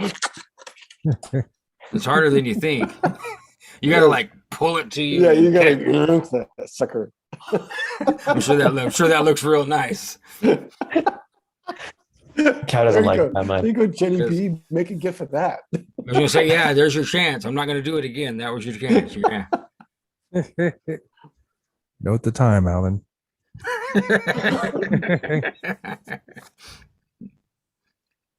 Yeah, I'm subscribed. Cool. Cool. Uh-oh. So speaking of false reality check, there's a Gordy and a Slick Dissident episode coming. Yep. Nice. I'll do it. I'm there. We're gonna do it. I don't know. What are we gonna do? What are we gonna talk about? Placenta will come up again. How many should we do a pool? Let's do a pool. Let's set out a grid. And at home you can do bingo. And every time that Slick or I say placenta or casserole or what are the other ones? You make your own grid. Pick your own catchphrases. Ferris wheels. I want a placenta Seraphim. pancake. This is actually a brilliant idea because we are talking about eating the placenta. And Gordy, you're brilliant in the kitchen, man. Oh, And the singing. you're telling me you want me to And make the you some singing. placenta pancakes? Is that what you need a recipe? What song The would I sing weird with Calabarian that cult. one? Let me think about that. That cult of the Calabarians. I typed in our names to see how accurate their name reports were. And they were pretty good. So I think they might be pulling from some older traditions to generate that. But they said that Gordy or Gordon appreciates the finer things in life. Mm. It's also a very Taurus trait too. Yeah, but I didn't give it your birthday. Fits. So you don't Well, think it's not just numerology with a twist? I think it is. Numerology, maybe with a few twists of the wheel, turns of the wheel. Yeah. I don't think that you should go join their cult. I just think they probably got some accurate occult information to draw people in, like any good society. Well, we're in a group here where we start cults and talk about it privately in small chat rooms, not join. We can't really be joining up Make to. your own cult. We are a late night breakfast club. This is like a 24-hour operating diner in which Right. we are A gathering. late night breakfast club. That's really good. I like that. Late night breakfast. Funny you say that because I'm making a waffle right now. club. Here we go. Nature's Prism. Is that what it said? Nature's Path, organic, Path. gluten-free, vegan, dark chocolate waffles. They're Yeah, real looks good. Sounds Looks tasty. good. You know what's really delicious? A buffalo. Have you had one of those? What's a buffalo? You can Please get the T-shirt now. Please The describe a buffalo. buffalo. What's a buffalo? I've never heard of such a thing. We have part of a buffalo here. It's legs and buffalo. Together, they are buffalo. Buffalo. Yeah. Or Chance I got calls us buffalo. Legos. That's their celebrity couple name because they're a hot couple. They're both fire signs. That's true. Buffalo Fuego. That gives me a recipe idea. Though. Like When I Google that, I land on waffle store waffle and 716. chicken, hot chicken. There's a T-shirt. It says BFLO. It's $25. It's in the design of a Lego, but it just says Buffalo on store 716. How strange. Are you aware of this, Alan? Look at. I'm aware of a learning buffalo? so 'Cause much. Somebody's ripping your game, bro. That might be our store. We just put some merch up on the website. Store So that might be 716. I don't know if it's. I hope is- that's not what it's called. This is store716.com. You guys have a web store? That's not our web store. Yeah, we do. It's if you go to our website, it's like a merch section. Oh, nice. And you have Buffalo T-shirts? Yep. Do you Oh, really? this is 716 must be Buffalo, New York. Oh. Sorry. that's not Okay. us. Yeah. Well, the copy's not very good, so it took me a second, but I figured it out. Store 716 celebrates the people, events, and heart of Buffalo. Like, if you don't know that it's the city of Buffalo, then that makes your brain go, like, the heart of Buffalo? Like the buffalo's heart? Probably pretty big, buffalo heart. So wait, you guys got a store for your false reality check? Yeah. Oh, there you go. He's putting it up. There you Yeah, go. we just put it up. Nice. These Now are that great. Jesus, well that came into debate literally today during the placenta episode that Jesus might literally be a bitch. Yeah, yeah. So you have to tune in to find out what that means. And I'm not being sacrilegious, and neither were the participants in the episode. That was taken under serious consideration for a short period of time during the show, whether or not Jesus might be female. I thought maybe John the Baptist could be because of the John Jean. Yeah, the whole thing. thing was a trip. And there's an episode of RX Only Picture Show where Really? Tracy Twyman brought us to this website where someone was reinterpreting like the books of John, like 1 John and 2 John. There might have been other parts of the Bible, but it's called Paradise, like paradise, only like BEAR, like for gay men, like for big hairy trucker like gay men, a bear. That's a nickname for a particular type of gay guy. And it's a trip, and me and Tracy were taking turns reading it out loud, and it was so hard to get through it without laughing because we're, and it's really convincing in its own way too. So me and Jim are gonna get that shit back up on the web here so people can find it. Oh, that'd be fun. Yeah, I But- remember that episode. That was far out. Dude, I was having such a hard time. Like, it was so weird to read Holy Scripture but change the context to that it's all like pretty much the idea was that the secret that Jesus was sharing with everybody was homosexual sex. Like I guess homosexual sex magic, technically. I don't know. I never did go back and watch the whole thing because sometimes it's hard enough just to participate live. You go back and watch yourself doing it, and it's just like I'm gonna delete the internet. There's a lot of there, like Peter cutting Mary out of the gospel, Yeah. and that animosity towards the divine feminine, I'm sure Cheney would have a lot to say, but yeah, that is kind of we were skirting on that subject. Mm-hmm.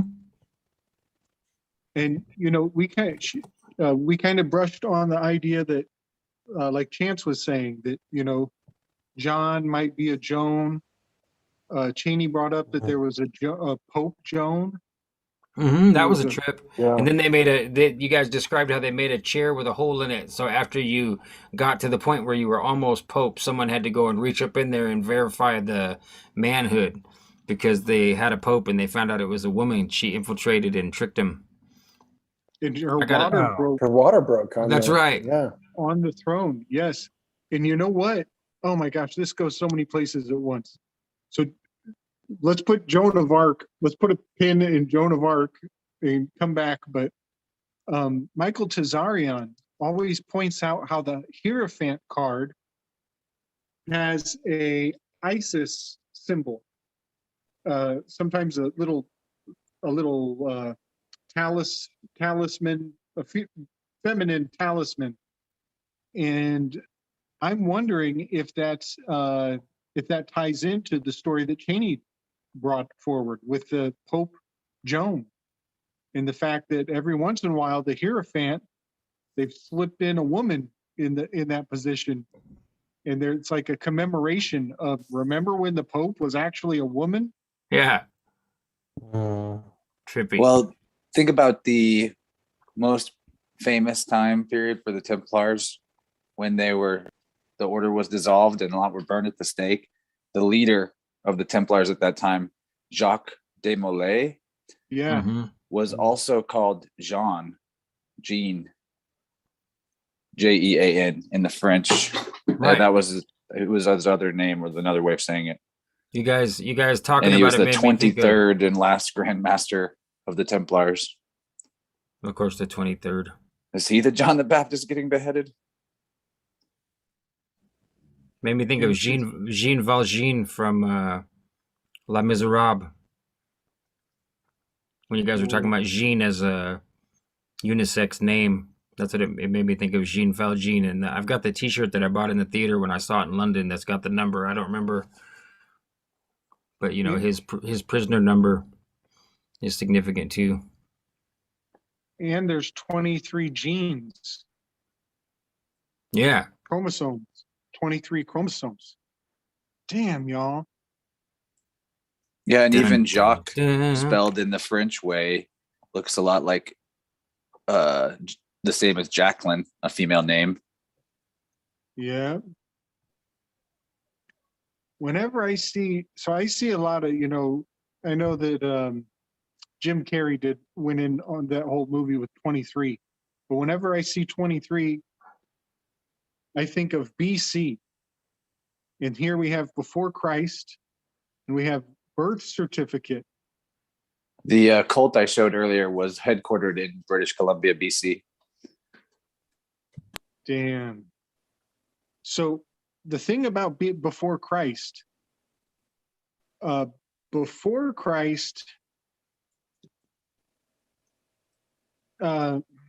do I say this?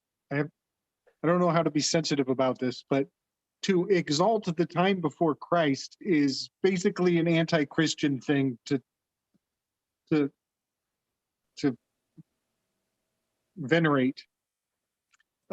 It might be like a big up to the Old Testament and down, thumbs down to the New Testament, is what I think of with all this 23 and what might be, I don't know how to say this sensitively, but the original Zionistic agendas might be at hand, which, like you were saying, Sean, I don't care what people believe. I don't hold that against them or their genetics at all, but I am not down with the marriage of church and state. And I put a firm line in the sand when it comes to trying to combine church and state. That's absolutely, I'm pretty judgmental about that concept. But they've already done that, and they called it Yeah, I- science. Called it what? Yeah, but When was it Science. not the case? What I want to That's know is right, when was the state not a religion, because it requires mass belief. it does. You're right. Yep.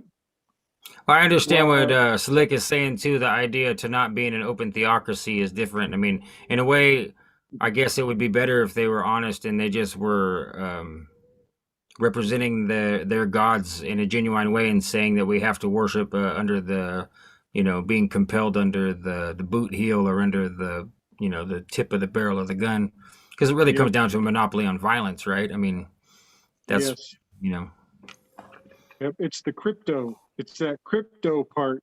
yeah, where keeping they're it- pretending it's not, Yep. Exactly. Good call, Gordy, on Zions. They call it Zions. hmm We're under Zions. So in So Israel, hold on, I got to interrupt here. I'm sorry. I'm Oh, perusing. I'm perusing Buffalo's Insta, and it says you bailed to Idaho. Yeah, we're in Idaho. Nice, because I'm over here in Idaho too. Maybe we're close enough we could hook up, bro. We're in southeast Idaho. We're like in the corner, shoved in by Utah. Yeah, that's a ways, but I mean, I still move out of. I'll come down out of Boise in my truck to meet you somewhere. If you For want sure. to meet halfway or something, we could throw it on a stream somewhere. I'd be down. That'd be cool. But Good I just idea. I'm not trying to derail the whole thing, but my ADD has me over here subscribing to all your stuff that I'm not already subscribed to. So. Like, oh, more stuff. Gotta get it. Awesome, man. And I realize now that Legs, that must be your lady, and she's in the chat all the time on one of these Yeah. telegrams. So yeah, so I recognize her, not her face, but her posts. So. She's an owl lady too. Oh, your owls! Oh my God, man, the video you posted today, or whatever, I saw it today. Maybe you didn't post it today, but them landed on the roof and they're just kicking it with you tough all the time now, right? They Like follow owls the- are just No, they're gonna fly inside and land up onto the back of your kitchen chairs in a minute. My daughter said that they're keeping me as a pet. They're like, look, he comes with his own kennel. And he goes to it every night. You don't even have to tell him. It's perfect. I'm the perfect pet. That's outrageous. They've never brought you nothing, right? Other than a bunch of bones and pellets, no. Right. Haven't brought me any dead animals. Not yet. Well, I've never heard of owls acting like that. You know how crows do. Mhm. You know, they'll bring you something. Yeah, no, I haven't heard of owls doing that, but yeah, I think they were upset. I missed their appointment. I was supposed to. So the day was. I'll tell the story. I shared it with FRC, but so that day was 11/11 when it happened. That day is my recovery date, and I had posted a video on my YouTube. It's Gordy Two Shoes, if anybody hasn't seen it. But I just put out one so far because I'm kind of trying to build. But I wanted it to be that birth date. You know, I just wanted to get something out that day, and so I did. But that day I did not see them, so because I was doing this thing, and I come home after walking in the desert around some abandoned buildings and stuff, and I come back in the house and hear this boom, woo, in my chimney. And it kind of reverberates through the house, you know, scare the shit out of me. I run out and I'm like, oh my God, they're here. And the dogs are freaking out. And I look up and there's Gwen on my chimney, and she looks next door and she looks over there, and it's Peter's on my neighbor's chimney. It's Oh, crazy. wow. So it made a noise too. Yeah. Like, hey, I'm here. Oh, Yeah. go. Yeah, knocking on the door. Like Come you on. do to your friends, you know. I used to Yeah. do that to my friends, you know, instead of knocking politely, you know, you come up to the front door and just go bam bam bam. Hit it really hard, like make them think the cops are there or something. I used to have They want you to come out and do some qigong. Yeah, yeah. So, yeah, maybe. Mhm. Because I like, yeah. Don't miss Well- your meditation. you missed today, cheater. I'm excited to just keep following whatever happens next, man. I want to know, especially since it's already I mean, you're already at like 3 generations of owls, right? 2, yeah. No, 3, yeah. Yeah. Yeah. So I mean, this could easily go on. You know, if everything goes consistently the same and nothing changes, you could end up like into 50s, if not hundreds, of generations of owls that you've seen with your old eyes. You know, That'd be interesting. it's already been 3. It's only been just a few years, right? 3 years. Yeah. Yeah. So So one a one year. So you might not make it to 100, I guess. Yeah, probably. Well, you know, who knows? I could be the clone. Well, you could say that in a way that the rest of us don't even want to think about, Gordy. Do you ever? I did always think of that though, like with multiplicity. How do you know you're not the clone? Like, Hey You Gordy, don't, your name in the weird cult name checker said that your most likely area for health problems was the head. no joke. Yeah. Interesting. So maybe you're a clone. Maybe or I need to join a cult. You could be somebody's John the Baptist someday. Yeah, I like this part stuck to this part. I'm okay with that. I'm gonna take that on. Now, see, me and Gordy are the same. Like, my head's too handsome to be on a plate, bro. I need it right here where it's at, looking fresh and cool. If you're gonna do it, put it on a pike. Make it That's right. stylish. Come on, make That's it right. cool. Make it metal. It'll be cool. But none of this. I was thinking about your owls, Gordy. If you have multiple generations, then they're going to have some sort of instinctual memory in their genetics of you.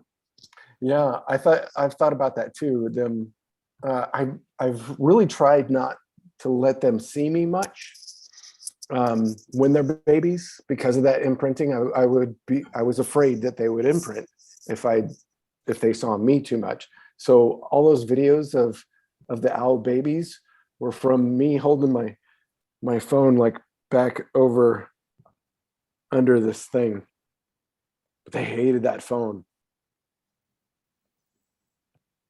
You know what I keep seeing is your handle here has who Gordy to who shoes. So funny. That's great. Should I change the spelling? To who? To who? To who shoes? And it's That's even hella double. funny. One for each owl.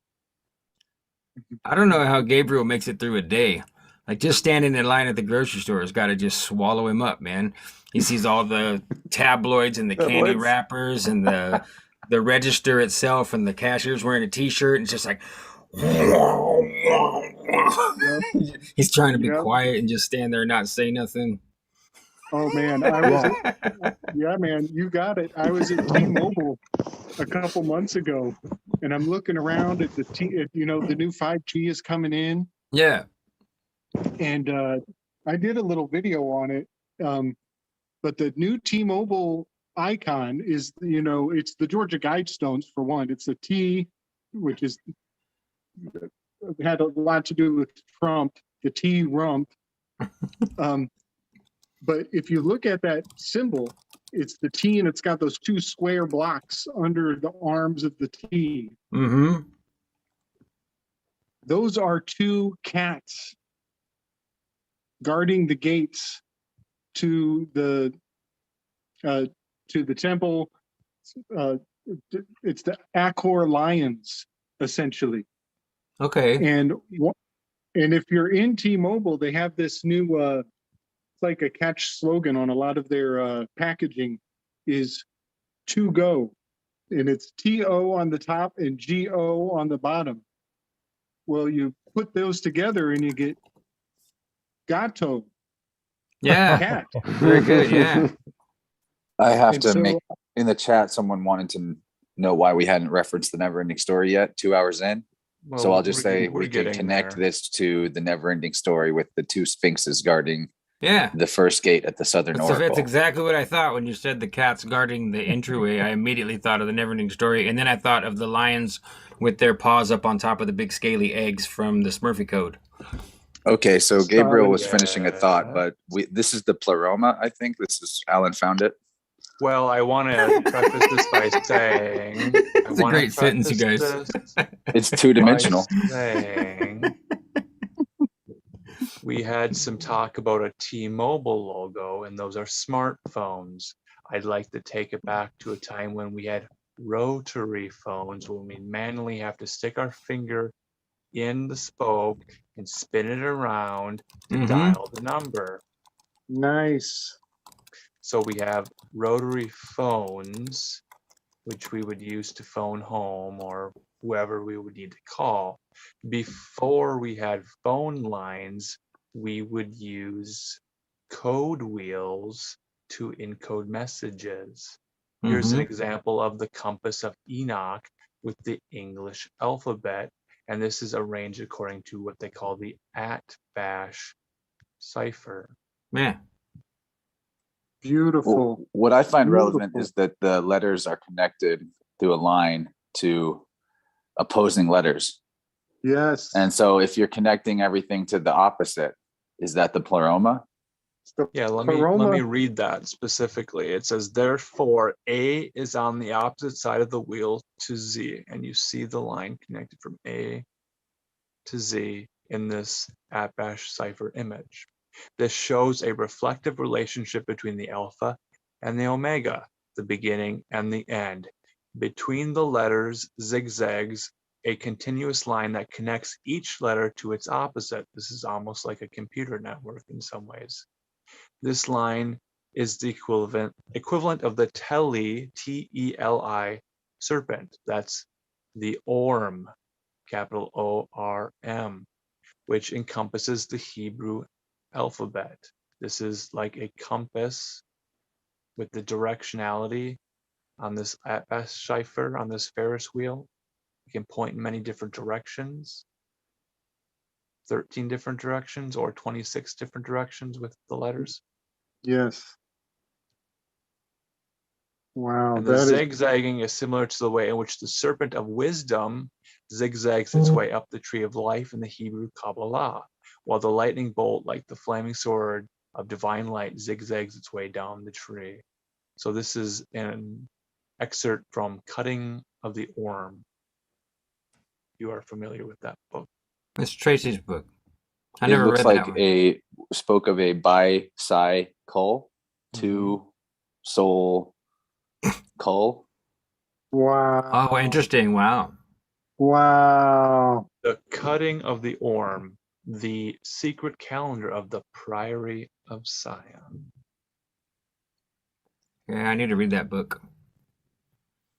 Goodness gracious. That keeps us on topic. World's Fairest, wheels, spokes, rotaries, wheels of fortune, communication. Just something to look at. This T-Mobile logo is a face looking at you too, with a big long nose and tall eyebrows and empty square eyes. No mouth.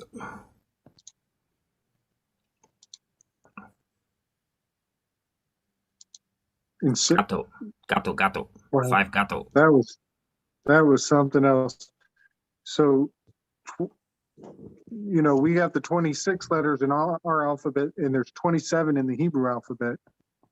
And I guess you could, sometimes if you count the center point, you get 27 books in the Bible as well. In the New Testament. The New Testament. Yep. 66 total. Yeah. Well, in the Protestant canon, there's 66. The bicycle by Bell. Sorry to cut you off there. No, that's good. That's real good. So who's going to tell us what an orm is, an O-R-M? What is an orm? I don't remember. Let's see. A worm? Snake, worm, dragon. An wormhole, the wormhole. It makes sense that it's the worm. From Old Norse orm, from Proto-Germanic wormis, cognate with English worm, German worm. Word goes back to Proto-Indo-European WRMIS. Vermis is Latin for worm. It's how an entity from another dimension might get into our dimension, perhaps, or Yeah, it's a teninivir. Well, if we are talking about, worms are dragons or sky serpents. And do they enter our realm through language, through the operating system in our mind? Do we have to accept the concept to conceive these beings into our oral tradition?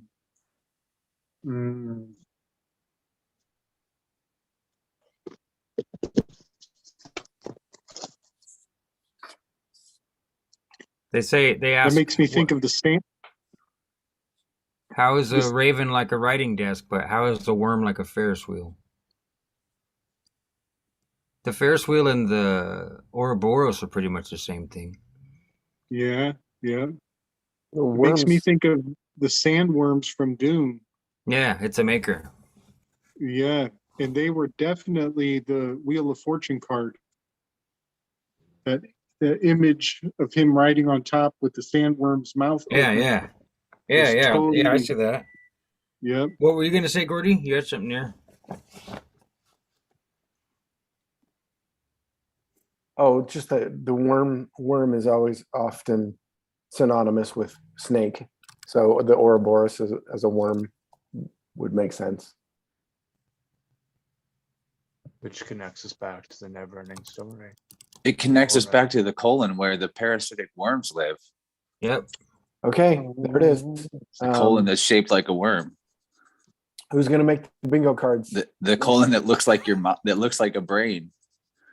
If you're using this as It is a thing, brain. you're You got three hammered. brains. You got three brains in your body: the one in your head, and the one in your chest, and the one in your gut. So are they looking for Angelions in Joe Biden's colon? I Are they want to going see there to ask for instructions? I want to What do we see do the next? hard physical evidence that they had that woman sign off and relinquish her power back. Because this is how it happens. They put it on display in front of everyone that they're going to hand her the power. And then they don't put it on display and tell everyone the process by which that she gives it back. And so then Joe comes back and he still acts like the president. But behind the scenes now they've changed everything magically, everything physically, everything technically and bureaucratically. And if that happens, then they can work through her behind the scenes without having media exposure or anything, any accountability. Did they even need a charade like that to work behind the scenes? They always work that way. I I don't know why they do it, but they do. They always work that way. So whether they need it somehow because they always do it. I don't think it's just out of habit. I don't understand it. It suggested that everybody has their routine colonoscopy. It's just a routine. You have to do it. It's routine. Yeah. Routine like an act? Yeah, that's what I thought as soon as you said it. It's an act. It's a pantomime.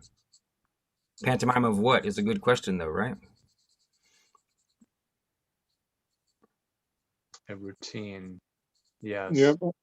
I love your point. Which brings to mind acting, pantomiming, and who's this written guy who has this facial expression of just tragedy. Someone had shared an image of the face of written whoever he is. He was on trial. He was on the witness stand, whatever. But his face was like written bomb.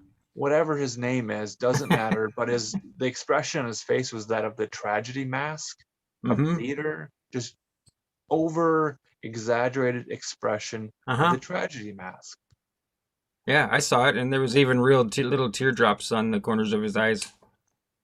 Well, allegedly real in the photograph, real in their appearance of being real. And the theater masks are symbols of the eclipse. Yeah. Oh, I didn't know that. Yeah, go ahead if you got more on that. There's comedy and there's tragedy, but we're living now in a tragic comedy where they've combined the two, where it's so tragic and absurd that I don't know if I'm laughing or crying.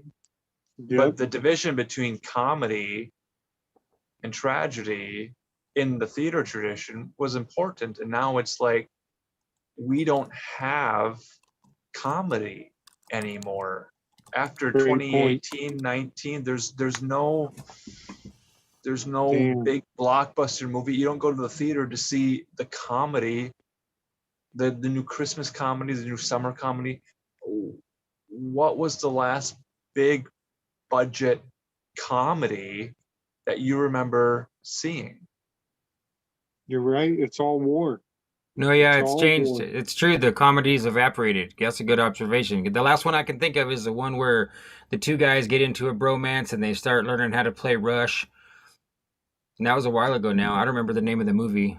It might be called. Didn't hear you.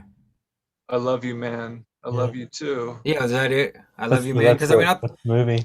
I thought it was pretty funny. I mean, I remember when he pointed out to dude that the prospect at the real estate showing was crop dust in his showing, and I remember I laughed pretty hard at that. You know, that true friendship moment where you're missing something and some new guy points it out and you're like, this guy's pretty smart, man. That guy just farted in the middle of my house. You know, there was like a Borat reboot attempt. Amazon was creating some reimagining of Sacha Baron Cohen's Borat stuff, but let me just asterisk that by saying I don't think that was comedy because it was so involved with politics that it couldn't be funny. It wasn't funny for the sake of humor. It was mocking a political ideology and by means of propaganda making you feel like an idiot if you know that sort of thing. So it wasn't a cultural touchstone form of comedy where everyone could go to the theater and laugh and not feel like they were the butt of the joke, shall we say. Yeah. I would say that's true about Borat anyway, right? That it's not genuine comedy. It's some kind of farcical attack on the audience. And it doesn't have a traditional comedic value. That's why I can't watch it. Like the very first one was kind of funny, but after that it's like, man, I'm not watching Sacha Baron Cohen insult everybody, you know, all the people he's dealing with and his whole audience, and it's supposed to be funny, and it's like it's not. I don't find it funny at all.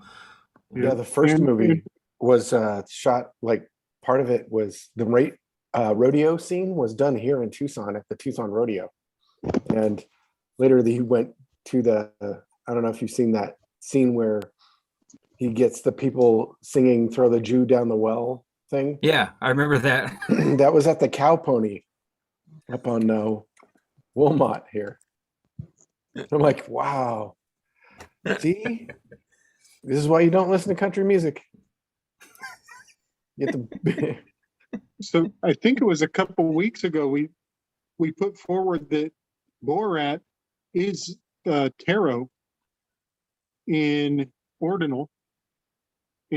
In that movie, in that film, he goes around the world. It's got more of that international thing. They actually have a Indiana Jones map spoof where they track him dragging the disease around the world. So it's got that spell, that casting. They're casting a spell for sure, in the tarot built into his name. But back to what you were saying, Alan, about there's no more comedy. And, you know, so Rittenhouse took the stage and it was a big to do. Everybody's talking about it. It's, you know, taking the preeminence of the collective conscious. Meanwhile, the Ghislaine thing is sliding around in the background, about to start percolating. And we get to see Rittenhouse's tear-ridden face, the frowning theater mask. And Ghislaine, she gets to hide behind her little black mask all the way. And they gave sketches of that instead of sketch comedy. Yes. It wasn't photographs. Yes. And she's the smiling face. Rittenhouse, the rat in the house, is the frowning face. And so the two shapes that Rittenhouse, the rat race. Yes. So two shapes that an eclipse can take. It can take a downward arc, like a frowning face, or the arc of the eclipse can be a smiling face. And that is why the theater masks are a perfect expression of the two types of an eclipse that can happen. And one could be good news, or the other could be bad news. Nice. Okay. Yeah. This eclipse to me looked like it was the crescent of the light was on the left side, not a smile or a frown. Oh, well, I mean the path that it takes on the globe. Oh, okay. And I think this one would have been a smiley face or bullhorns, you know, kind of upward arc. Yeah. Taurus. Yeah. Man, that's a great observation, Alan, about no more comedy. And her smiling face is covered up. And so Kamala Harris, another female in a black mask, her name is an anagram for hilarious, and then Cam. And Cam means fire. It means Kemet. It's alchemy. K-A-M. Hilarious fire. So it's like the Joker, the Jester's Club. She's definitely a Joker. Always One laughing. of the versions of the K rune on Wikipedia was torch. Oh, of the K rune, the rune. Yeah, the Quan rune. There were three different versions of it. I had to go back to my computer to see which one it was. But there was a old, I think it was an old Norwegian poem with the rune, and it was, the translation was talking about how the torch is always in the room with the prince. Wow.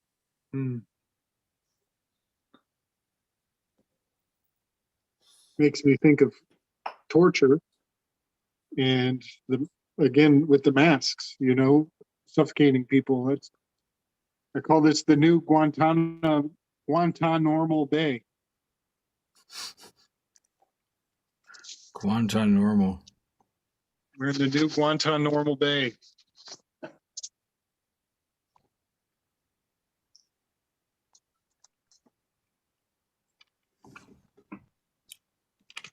That's a bummer.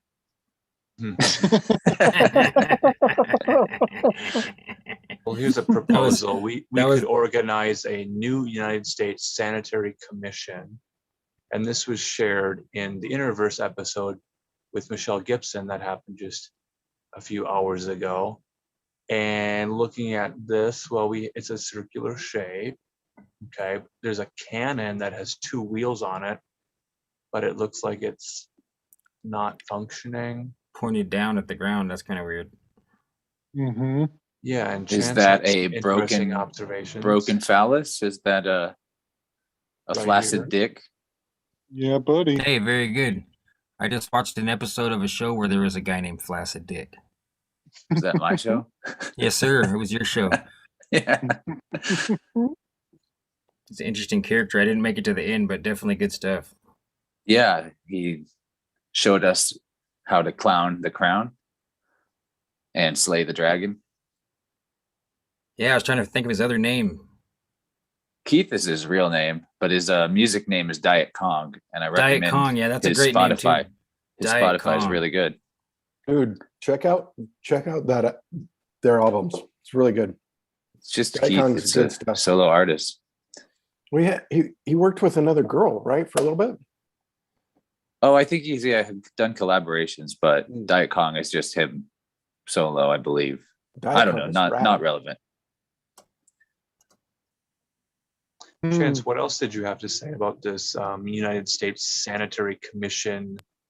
What is this, an emblem or an insignia or some sort of logo for the United States Sanitary Commission, you noted that there's this figure with wings and a weird hat. It looks like Sean's hat, but it's also on a shield, and the shield and the angelic figure descending from the sky. It's a seraphim on a throne. So this is the outline of the shield on a circle, which is sphere, or The shield is wheel. a wheel. It's an Ophanum wheel, or an unidentified flying object. And in this scene is an unidentified humanoid figure with this cross on the chest. But it's a plus sign. Yes. It looks more like a plus sign than a Christian cross. Right, like a red cross, maybe, but there's no color on this image. It's a black and white. Is it like a woodcut Probably. print? Looks very much like woodcut or lino cut. It's a mutable cross, and the two flags, one is on the earth and one is on the metal of the battle implement, the cannon. Yeah, and there's 8 flags flying behind the shield too. Is the cannon and the flag referring to a canonical tradition? A classical, got it, man. classified tradition? We see the lower class orphans. Now, what's up with dude with the drum here? It looks like he's got extra leg or something. Guy sitting down with the drum. Yeah. With One the nurse, thing that I thought makes me of, think he's injured, and the other guy looks like he's got like an oxygen tank on his back or something with a big C on top of it. so one thing I held back on when speaking to Michelle and didn't say was I was bringing up this concept of the metaverse, and that the metaverse existed before digital technology, because ideas on paper are digital, and people are lost and have been lost in the idea, and the idea becomes their reality, or the word becomes their reality, the logos, and they lose touch with their fieldlings, the actual being of sound mind, the aura, and it's been replaced with an oral tradition. And these sanitary fairs that she was describing were a keystone in the implementation of a new metaverse during a previous Great Reset. This was a metaverse of an artificial timeline, alternate reality game, a new LARP where the history of this continent was replaced and rewritten, and that became the words that were the reality. And this technology of metaverse reset sanitization began on soldiers who were diseased or mentally unfit, unsound. And it just made me think of how virtual reality technology in our current era is said to have first been developed as a way to help soldiers deal with PTSD. That was one of the first fundings and implementations of the technology, according to what we're told about it. So whenever we refer to these beings, these Elohim, and their supposedly chief, Yahweh, Sabaoth, the Lord of the hosts, could be important that the next level or layer of the onion of the metaverse is being implemented on their hosts, their soldiers first. Yeah, and that's definitely part of this language of apocalypse, revealing hidden knowledge from different classified traditions that are military in nature.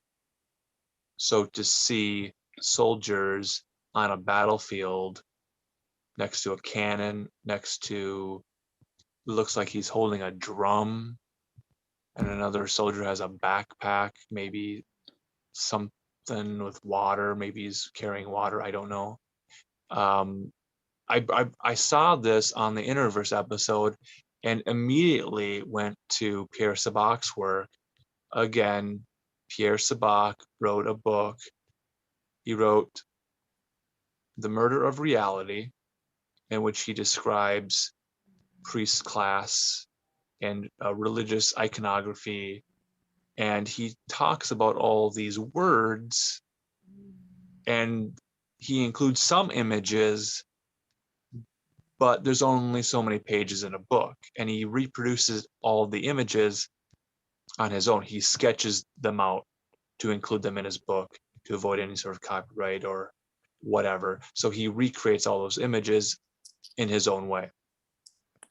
And then when I see something like this as an authentic United States Sanitary Commission emblem logo, and I'm like, this is exactly what Pierre Sabac is describing about the symbolism of the serpent and angels and aliens and seraphs and seraphim, Malak, a soldier, Malak, a messenger. Angels are messengers. Here's a messenger on the battlefield. Alan, it's an angel of mercy. Mercenary. From sea to shining sea. Yes, and if you, I'm very much focused in on the wheels in this picture because wheels are relevant to all of this symbolism. And the wheels on the cannon have 6 spokes resembling the Rotary Club wheel and a circle dot. I think that the angel is hiding an Illuminati eye in the sky. There's a lot of imagery with that cloud sort of pattern and the rays of light with an Illuminati eye in it. Yeah, let me pull that image up next. Yeah, well, the eye would be, if you look above the clouds, it's like, if you imagine the image projecting in from behind and then down through the sky, the eagle and the shield are hiding the true nature of the eye, or they're in the position where at least the top of it would be or something, The eye is Eye of the Providence. self. The eye is the self, and it's the egg, and it's the tree. And also Horus is the eagle. Mm-hmm. Eagle eye. Thanks for bringing this image back, Alan. I definitely wasn't done with it from that conversation. It blew my mind as well when she pulled that up. Yep. As someone that's also reading holographic culture, as you heard me reference a lot of this material in the second hour, I believe, maybe it was the first hour with you and Cheney, Gabriel. Yep. Bingo.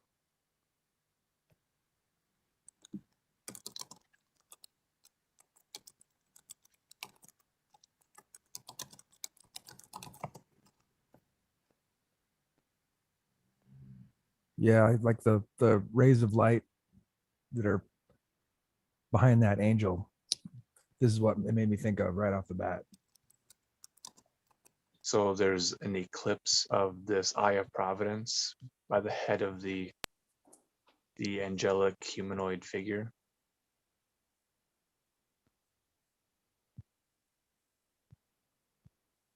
Very well could be. Did you see the other image with the clouds?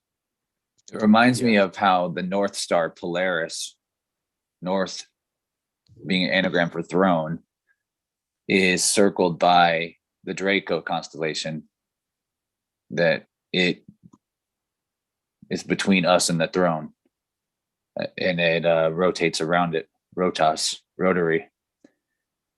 Draco being from the Greek dragon, Drakon, one that observes or watches.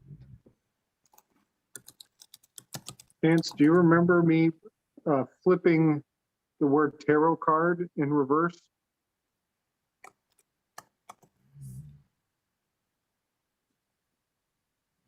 You flip Is it in this- reverse and you get Drac to Rat. DRACTORAT.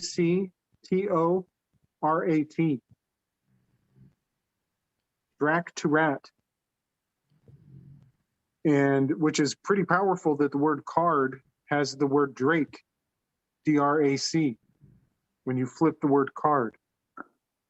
But what that took me to is the Chinese zodiac.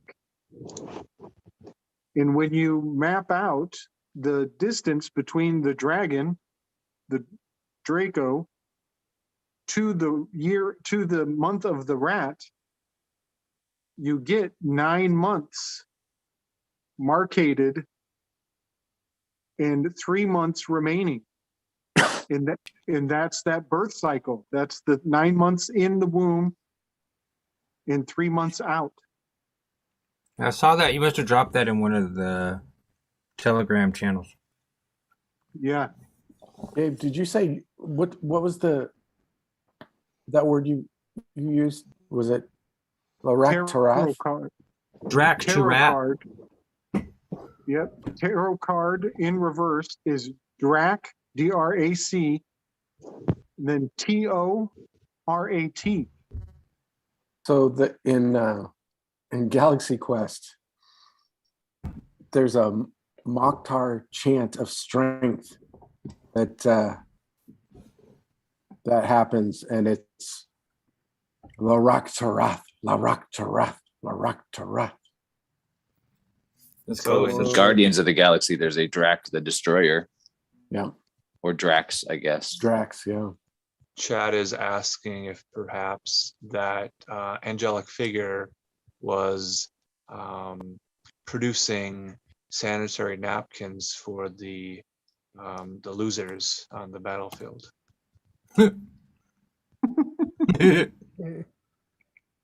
That's a possibility. That is. Well, she's got the thing, you know, she's got the square thing in her hand. I mean, you know, I know the more modern sanitary napkins are considerably more ergonomic with glue and wings and all kinds of shape that's curved in the, you know. I'm sure they probably mold the body to build that little piece of paper and glue and padding. But back in the day, it probably looked just like a table napkin. And that might not have been clouds behind her. That could have been cotton. Hey, Windhammer asked. They called the original name for cotton candy was fairy floss, invented by a dentist. Right. I learned this from Michelle Gibson. Invented by a dentist. Yeah, he sold it never ends, does it? They got to find some way to make something bad that makes everybody worse, so that they can extract. And yes, pun fully interesting intended, about dentists too is that the cog has teeth, and teeth on a wheel are a symbol of the Ophanim wheels. Teeth have always been a symbol of. It's a more esoteric one, less commonly referenced, but yeah. Yeah, see, I didn't know that. Interesting.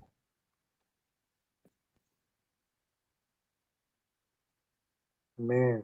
You guys, I think I had found this Pierre Sabak book a long time ago, and I never actually read it.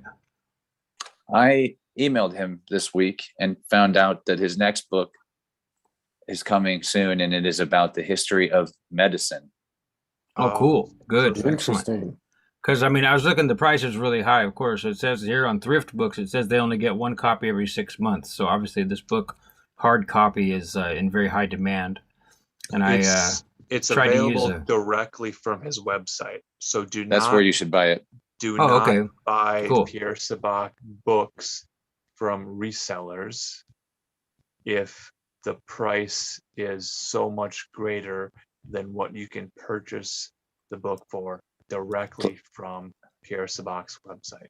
And he'll give you a signed note if you buy it from him directly with the written intention to help humanity with the information, which maybe will make it 80% more likely for you to do that if it's written down. to reference something from the beginning. Oh yes, absolutely.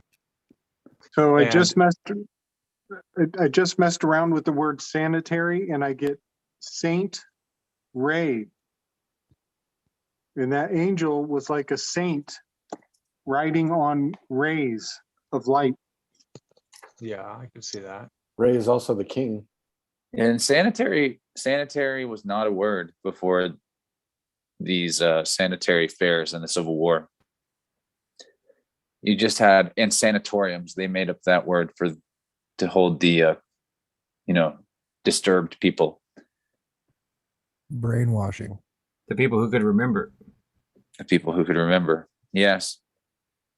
It's the mental hygiene. You go to a sanitarium because your mental capacity is dirty. It's not a clean mind. Yeah, So your you brain go hasn't to been a washed. sanitarium to get your brain washed and corrected, and you are told the proper mental hygiene.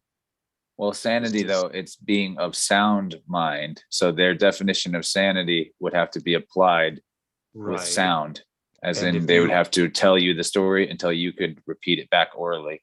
Yes, and if you're insane, you are hearing other voices in your head. So you are insane because you hear other voices that are not your own voice in your mind. And so what's the Karen said to do? Said to speak in your own voice, in your mind. Yes. So perhaps the Right. insane were able to delineate between which voice was theirs and which voice was I think you're onto a chance that voice they're to skull realizing technology. exactly. They're realizing that some people can tell the difference between the Karen and their real voice, and that's a serious problem because you're supposed to believe the Karen and do what it says. You know. Yep. And And if Well, you an just- important distinction to make here is when we're talking about voices in your head, you have an inner monologue, you have your voice as you're reading along, you see words and you read them, you can pronounce them in your mind, and you can hear your inner voice, your inner narrator reading along. There are, we say voices, and people will think, oh, so like I will hear audibly between my two ears in my mind, I will hear other people's voices, like my father's voice or my mother's voice. So I'll hear those voices. Well, yes, but voice is also another way to say like an intelligent entity or a voice. So you could have a voice that is pronouncing and speaking and sounding like your own vocal cords in your head, but it's the voice of the ideas. The ideas are different from your own voice. When you are an author and you're writing, and they will give you critique to say you have developed a unique voice in your writing style. You have a certain authorial voice that is unique to you. So when in your own mind, you have other voices that are speaking, implanting ideas in your head, they sound like your voice, but they are imposters. So replicants. Yes. So when Jerry Marzinski's talking about people are hearing voices and schizophrenia, sometimes that voice can sound exactly like your own inner monologue. You can have a dialogue with yourself, and then there are two voices, like an angel, a good angel on one shoulder, a demonic demon on your other shoulder, and they're talking into your ear. So you have a dialogue between your conscience. Those are the voices in your head. Shout out to Jerry Marzinski. Big time. So Is this why meditation is so helpful? Because you're attempting to still and calm the mind, and you're hearing the chatter continue, and you're learning to filter out the chatter that wasn't your intention to think about. And consider the fact that the Civil War was just coming to a close, right? In that timeline, isn't that what that battlefield was all about, or was that revolutionary? No, it was Civil War. It was War. meant to Civil. depict the Civil War. It could also be that Yep. that entire thing was about creating the story that there was a Civil War, or that the battles that were fought were for the purpose of the Civil War that we're told about, Right. instead of maybe just being conquering the unconquered as of yet old world Yes. civilization cities. Yep. It was a So- war against civilians. Yeah, man. Yep. Seems like so many of them are, more than we think. It was a war about slavery, but not about slavery in the way that we are taught. Right. Yep. So trauma will bring people into their right brain, theoretically. And so after the war, it's almost like they were riding an inevitable economy.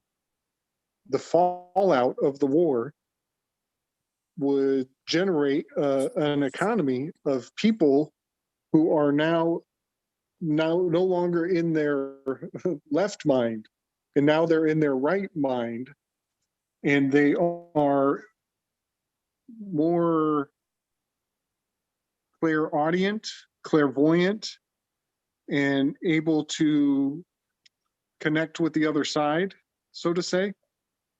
Well, this is what trauma does, though. Yeah. When trauma hits hard, the way people deal, your body deals with it, is you disassociate. Right. And when you disassociate, you're no longer in charge of those voices. So Yeah, when you no say longer. in charge and disassociate, it makes me think of how electrically in the aura, when I use tuning forks, I can hear a different sound when I hit pockets of compartmentalized or disassociated energy or electricity. It will make an audible different sound. That the fork will run out more quickly, or the tone will change. Wow. And I'll get a voice in my head will inform me what it meant.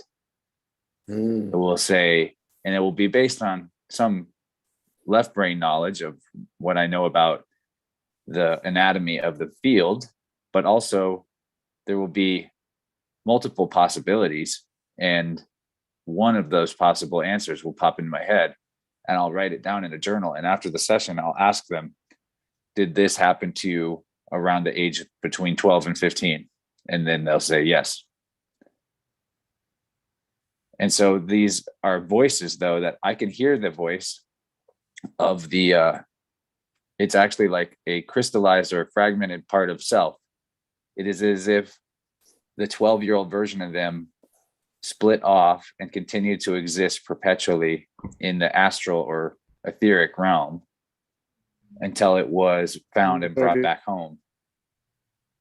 And then what's interesting is that alter personality doesn't actually ever integrate completely.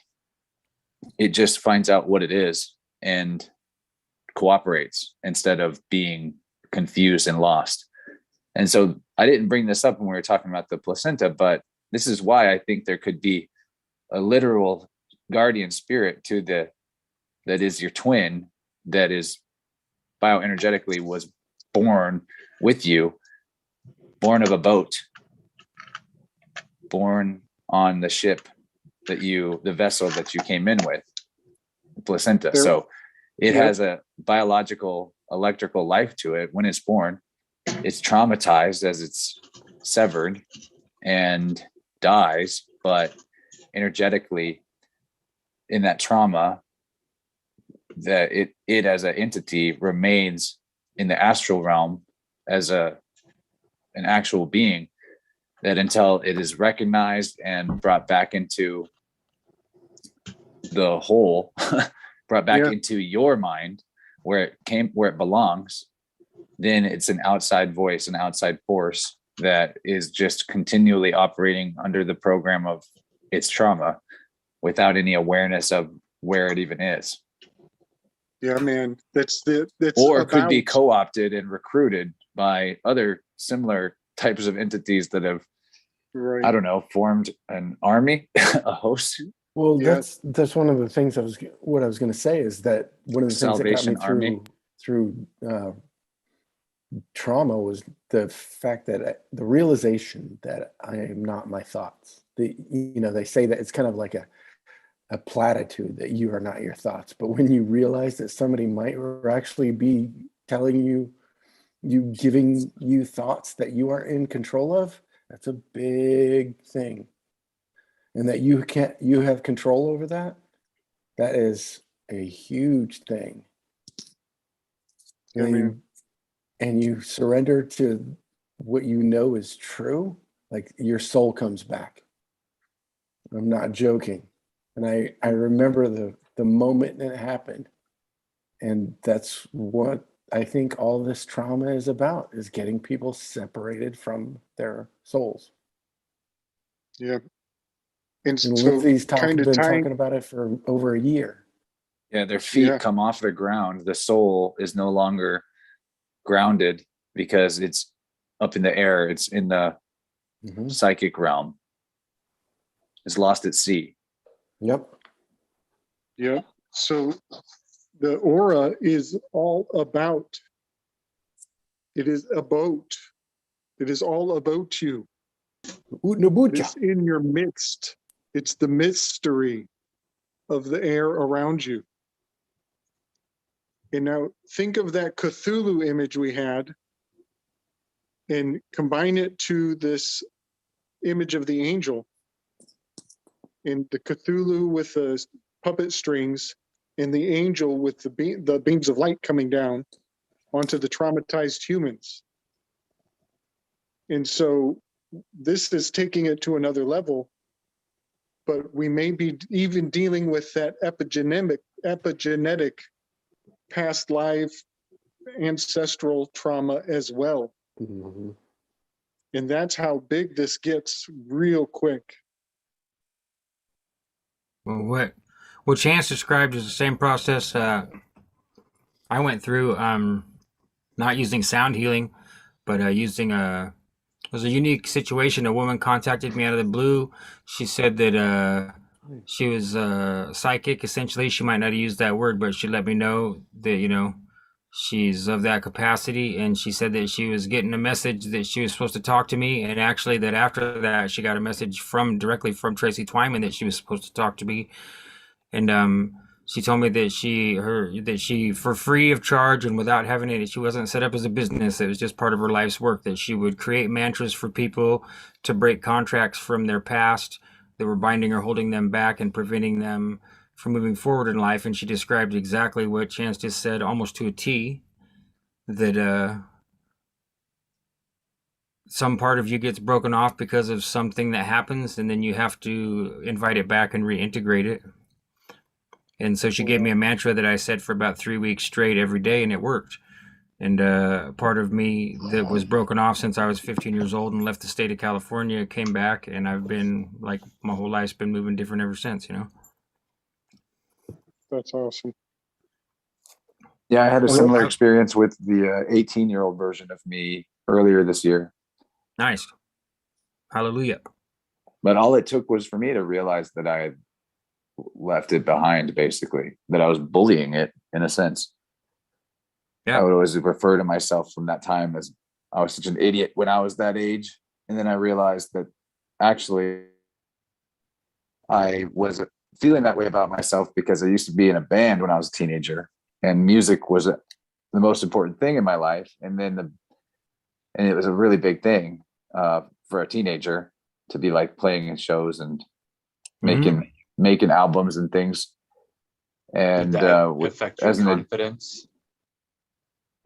And exactly, it was a major confidence blow that the band split up because we went to different universities. And I have a product that's designed for comfort and confidence. But the thing is, it's O positive. That's the blood type that it's gonna get. It's 8 It's long Venus. too.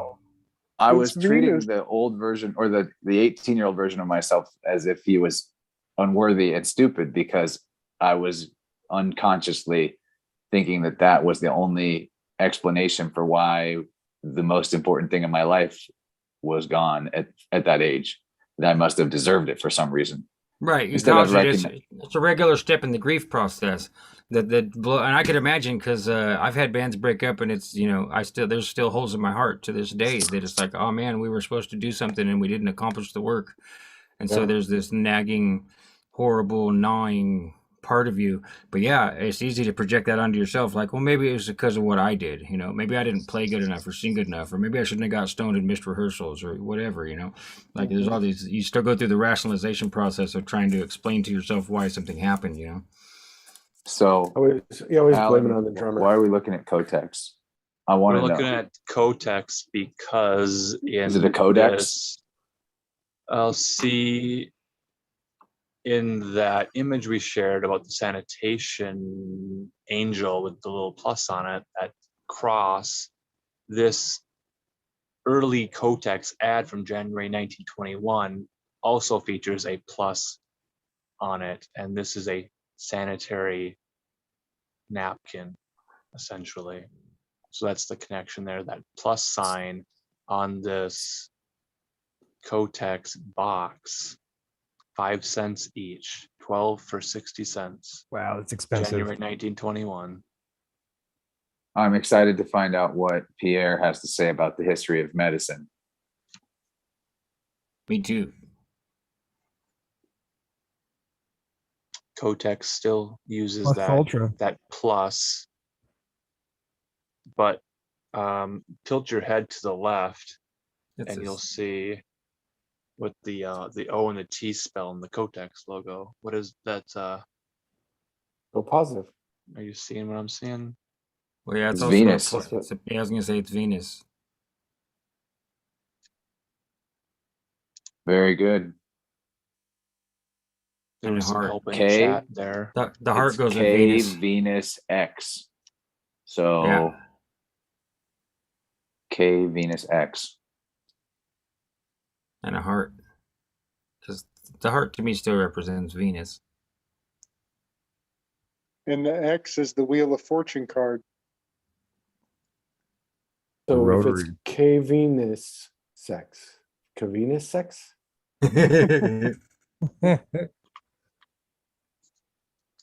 A Venus 6.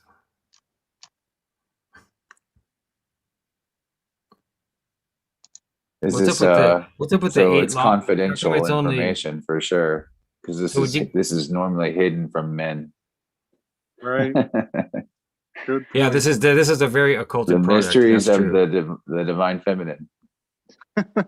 Well, you had a beautiful episode, not to keep coming back to it, but yeah, I'm not ashamed actually at all to keep coming back to it because it was so amazing. It was just today that I finished listening to it. That Cheney was really happy that she had platform in some place to bring this information, and I'm seeing it coming out with women like that too. That more and more women are feeling safe and comfortable to bring their power into the world, and there's something big there. And I think she's right. The idea of women just getting and sitting around and talking, if you could fill this whole thing with women instead of men, it would definitely change the vibe to have these Yep. similar kinds of digression and conversations where we have free association, synchronicity party, call it Weavingspiders welcome. Shout out to David Barsky too. I saw him popping up. I know he's going to be back. This is just a question, but I wonder how is it possible to achieve the same feeling as a group of men with a group of women? Well, I mean, technically, Not that absolutely I'm not, putting right? one above the other, but is there No, such yeah, is equality real, or is it just is difference not is equality a real thing? I'm not saying that one is better, but maybe No, it can't- it's the it can't idea be. of one being better, one being worse that creates the false dichotomy of the need for equality. If you No, weren't I- even thinking in betters and worses, then equality wouldn't be a question either. Right. Hallelujah. For sure.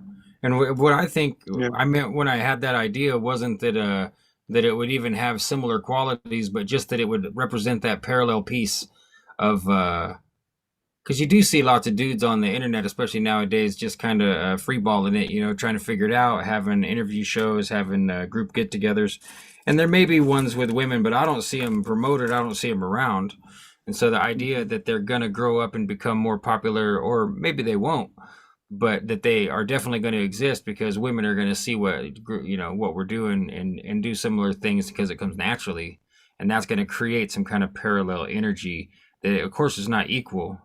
And I guess in it is a way, the same way that anything male female is equal, but not the way they represent equality to us. I agree with that for sure, Chance, that the whatever that is, there's kind of a farcical flimsy layer there that's no good.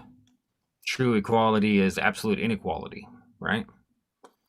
Being unequal in every single way, but still somehow balancing, I linked to the episode 44 of the Let's Be Friends podcast with Cheney, Human Vibration, Maya Maria 777, and Kara Mosher. Mm. 4 women speaking together about cool. Okay. ideas. That's awesome. Oh, good. They are doing that. And that's just in the YouTube chat? Yeah, that premiered November cool. 19th. Oh, So they just did it. Good.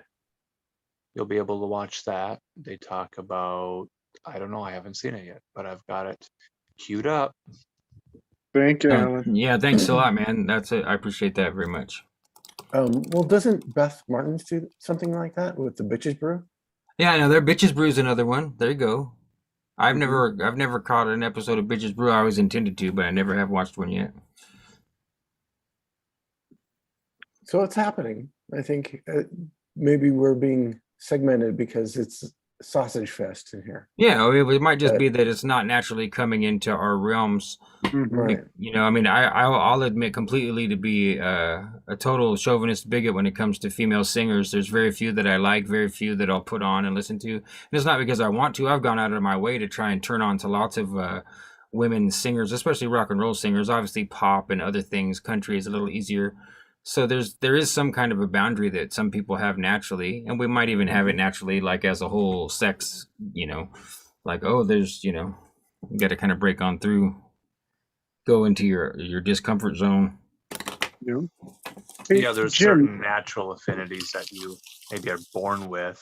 Maybe you're trained to be attracted to certain ideas or brands or subcultures or whatever. Mm-hmm. But becoming an adult and then having access to basically every piece of media ever created through the internet allows you to broaden your taste palette and sample different things. Hey, Jim, do you remember when you sent a reading of the account of Solomon banishing all those demons? Yeah. Do you have access to that? Do you remember where that came from? Could you pull that into the... I can put that in the chat. That would be badass. So it's from Flatwater Flat Earth is the channel. Yes. Okay, nice. It's an excellent story. It's amazing. Chance, is that finished now or you still got more to go? It's really close, but I'm not feeling like totally finishing. There's just this space that I'm going to color. Nice. But I started this in August. Yeah, I love it. I've been watching it in the group. There's the spiders. Yeah, I love the samurai. Yeah, here's the 2 of Swords. Chance, do you know this video that I put the cannon in there tonight. Nice. Oh, I'm glad you set it up right. Thank you for setting it up right. Yeah, I'm not flaccid. Me neither, bro. I'm not ready to demolish my ego and my masculinity quite to the level that Keith does. Not yet. Yeah, this thing's great, man. We should make huge prints. Let's make huge prints. I think I like to make prints of my art. I think you should do dice up t-shirts. I'd love a full print T-shirt of that front and back or something, you know, where it covers every square inch of it. Well, that's what That'd I be mean. awesome. Like the Here's another dye one, Sean. sublimated where it goes up. Yeah, like Oh, that. dye sublimated. Yeah, okay, dye sub. Yeah. That's what you meant. Yeah, yeah, I like that. That face. Dang, That's a finished one. dang, that is glorious. Nice. Oh my gosh. Yeah, it's that great, is it's so great. cool. It's really There's good, man. the lost word. Yeah, No. buddy, the N word. On. Very good. Turn Depending yourself on which direction you read it. It's no on noon. It's no on noon, but at midnight it turns back to on. Nice, Okay, enough man. show and tell. Get into this room now. So this video that Jim's going to bring forward is it's an account of King Solomon essentially capturing the demons to build the temple. And it's absolutely fascinating. But essentially, you know, it's almost like an account of every kind of spiritual vexation that a person could suffer from. And this is what a medicine man would refer to cross-reference your vexation, and then he would be able to give you remedy based on this account of King Solomon going through all of these demons and these possible situations. And the allegory and the depth of the full meaning of it is over my head. I'm not I'm not in that school as of yet. But one thing that I find really profound is when you get to the end, I'm pretty sure the placenta is in play big time. And so if anybody digs into what Jim is dropping here, the very end there is a water container, like They sack. call it a sea. They call it a sea? Oh no, okay, a sack. Go ahead. Yeah, it's like a water bag, and it's enchanted, and it has like it talks to King Solomon, and it's like a wild demon who is unruly and but it's contained inside of the bag. And then King Solomon uses that bag to complete the one stone that the builder refused for the temple. And I'm quite sure if you guys listen to it, just keep that placenta thing in the back of your mind. It will make a whole lot more sense when and if you get around to it. Which episode? It's this thing that Jim is dropping in the chat right now. Oh, cool. It's an account of Solomon. Nice. And I've read it twice. Yeah. one thing that I want to weave this in with what we were just talking about with the ladies, and their, the knitting circle and the subject matter that they get on in comparison to what we're digging in on here. One thing about Solomon. So yesterday, Occult Priestess said, Solomon messed around with demons and put a curse on the bloodline of Abraham. And I found that really profound. But I think what I'm trying to get at is that when it comes to war, like going back to the Civil War and these guys going through like cosmic scale trauma and, bringing all the trauma from their ancestors and putting it all out on the field. And then all of that trauma getting dumped on the guys who were maybe unlucky enough to survive. There are things worse than death. That's the level of shit we're dealing with here in this conversation. And then they got to open up the sanatoriums. And, to some degree it is brainwashing, but to some degree it's burying that trauma even deeper. Mm-hmm. And a lot of what's involved in putting those guys in the sanitariums is they give them certain drugs that just put them in a tranquil mind space from cleaning out their thoughts. And that's the cannon pointed down. Think of, they give people saltpeter so that their potency is eliminated. And and so they've lost their go juice is all gone. That's what psychomeds do. It takes out, Yep. it takes away you feel like a zombie. You can't think straight. It makes you flat. Yes. So there's no dips and troughs. Yeah. You're just going through the motions, and you're just that is meat suit existence right there. I deal, people feel like they're just floating heads and disconnected from their body. Mm-hmm. Wow. And I deal within the energy fields with people, sometimes swelling in the third eye chakra, and it bottlenecks there and keeps people's lower centers from being energized properly, and they can't feel pleasure in their body anymore. And they have no inner compass to what they desire or the ability to communicate with their body in that way. Wow. Yeah. That's the disconnection of soul. Yeah. So I was just talking yesterday to somebody. It's easy fix though. I was talking to somebody yesterday about the fact that secrets, you could think of it as secrets, you could think of it as lies, you could think of it as unresolved truths, things that people keep stuffed inside. That is where I believe that is where demons come from. And I gave the example of, like, I have a grandfather who I didn't know very well. And what little I did know of him was actually pretty shitty interaction.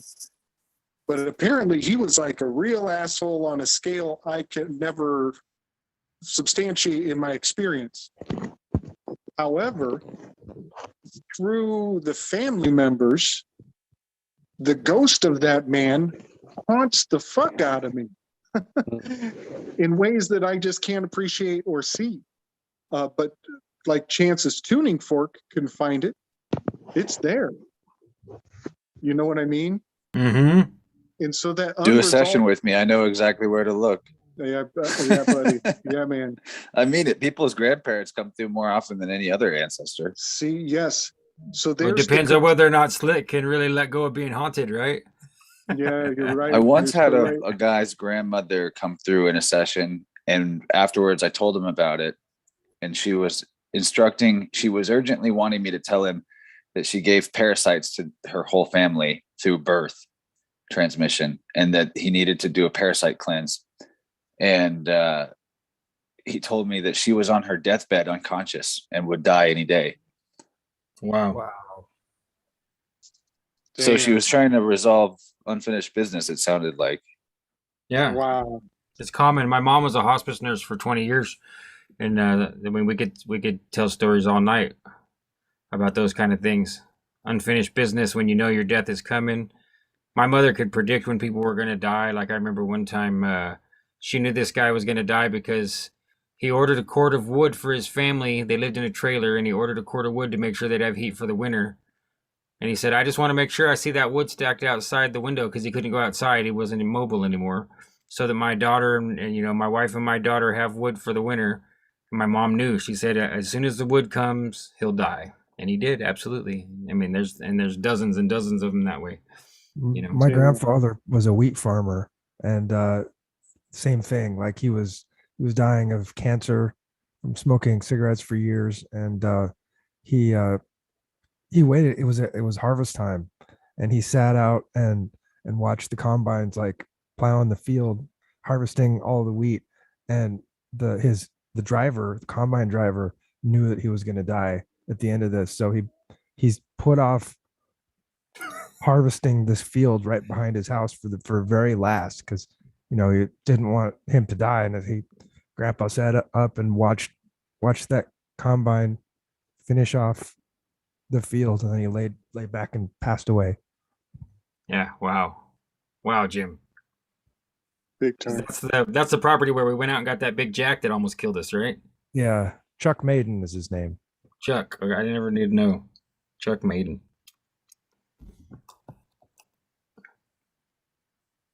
That's a Yeah, he trip. came to my grandmother in a dream after he died. She told me this story about how her whole life she always dreamed in black and white. And then and I remember my grandpa telling me a story about how he had one time he had a convertible and how it was the most fun when he was alive. He was telling me this. And so she's telling me this story about in her dream. It was a color dream, and she's never had a dream in color for her whole life. And so it was just so intense. And she was standing next to a chain link fence, and my grandpa pulled up in that convertible that he loved, and he said goodbye to her, and she was like, "No, I want to go with you." And he said, "Nope, you're not going with me." And then he drove away, and she was so mad at him for not letting her go with him. I was like, "That's an amazing dream, Grandma." Yeah, wow. I'm glad that you Time. told the story so it's documented somewhere, because that's outrageous. And in the best way. She's still hanging on. She's a tenacious old lady. She's the matriarch of the family. She's pretty awesome. Oh, you told me some great stories. Because you go visit and come back, and I always have some stories to tell. There's something I wanted to return to. I saw this in chat.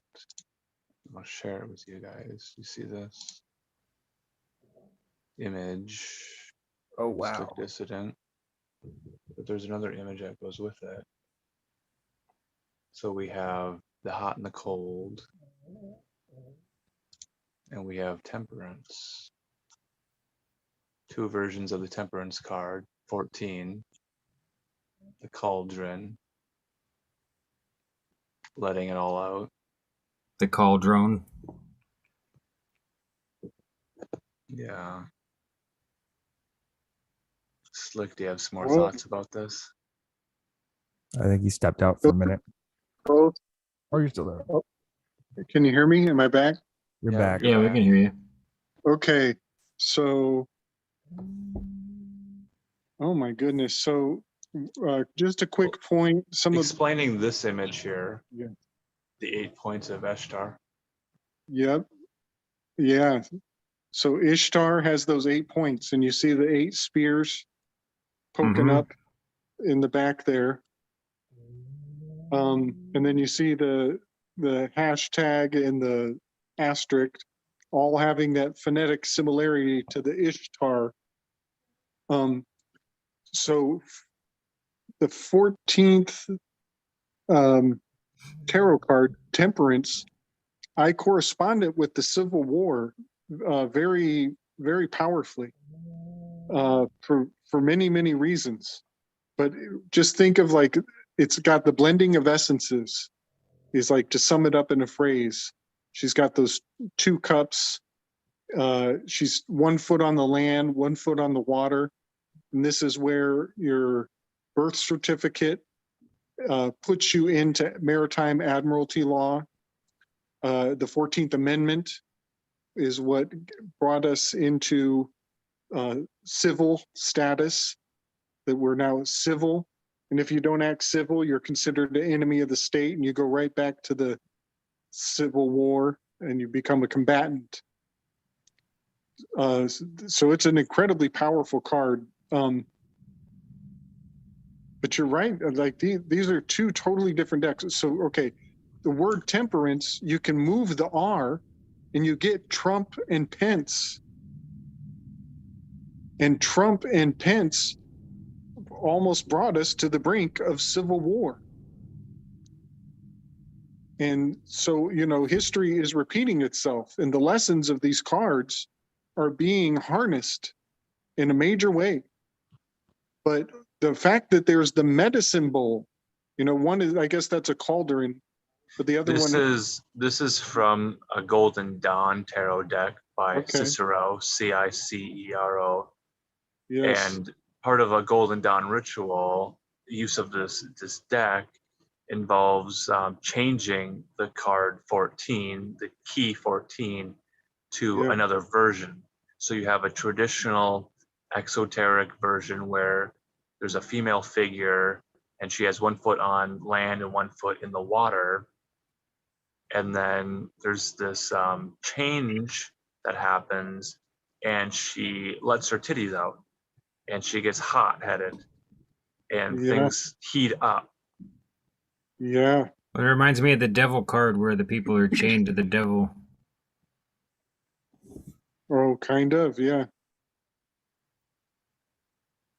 Man, so the blending of essences in the medicine bowl sometimes here a cauldron, you know, this has a lot to do with the toxins and the agenda at hand in our day and age. And I know a lot of people get upset about the divine feminine being turned into negative connotations, but it just has all those ingredients of entering into Admiralty Mary time law. And Cheney was pointing out that Mary was likely a redhead. And here she is seen wearing a crown. Right, the royal bloodline. In this And hiding the goat. altered card. Yeah, she's wearing a crown. Yeah. She's got the cabra, the Kobe, Yep. the Goodness one on the right, gracious. there seems to be some more of an indication of like womb magic Yeah. when the female is with the blue. I just know about the Golden Dawn and the Crowleyan aspects there, that there's a lot to do with gender bending in those circles. Oh, good point. Yes. So this is Captain Marvel, this character from the Avengers storyline. She represents Jack Parsons. So there's your gender bend. Right. Jacob, the Joker, supplanter, with the removal of the phallus and becoming female. Then Jack Parsons' birth name was Marvel. Yeah. So Captain Marvel is, And here we have Jacques, Jean, yes, more than one gender possible for the name. Jacques yes, d'Immolay, yep. Immolate. Oh, nailing it. And what's her name? Something Briar, the actress? Larson is the Brie Brie Larson. Larson. Bria Larson. So that's Briar is brilliant or shining in sun. It's a shining sun. So it has that gender bend. She's got the sun. She's got the masculine twist in the name. Powerful card, man. It's interesting how the contrast that was in there. You had one was red, one was blue. And the Captain America thing, she's got the, red pillar, blue pillar.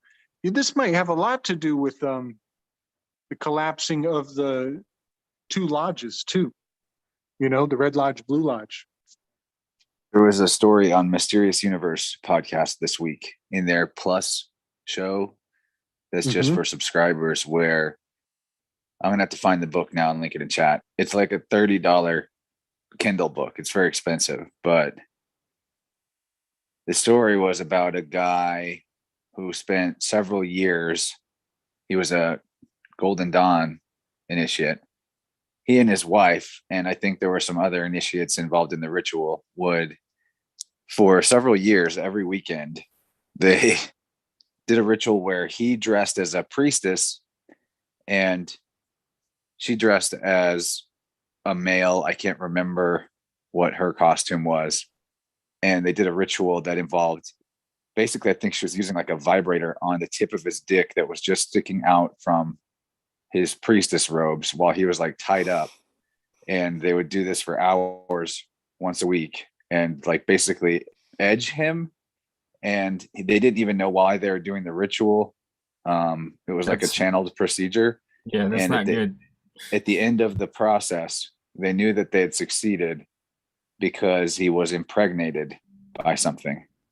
Wow. But what came in was some sort of a voice, companion spirit, a Karen, that gave him like a decoder ring to the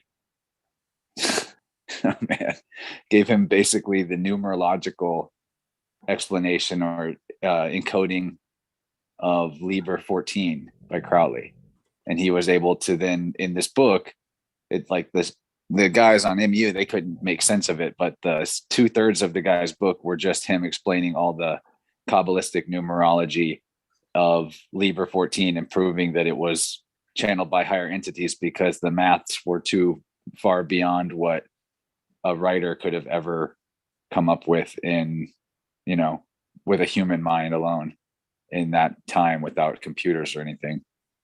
So I'm going to find a link to that book because the actual numerological side of it, the Kabbalistic side of the story, they didn't really get into because it was going to be impossible to explain in an audio podcast, and it was over their head and probably over my head, but it might be something that somebody in the chat or one of the spiders would want to pick up and peruse, because it might definitely give us an idea of this feminization of society being not that the feminine is in itself the evil, but that by converting people to this polarity makes them vessels to be impregnated by something else. Host, the Lord of the Host.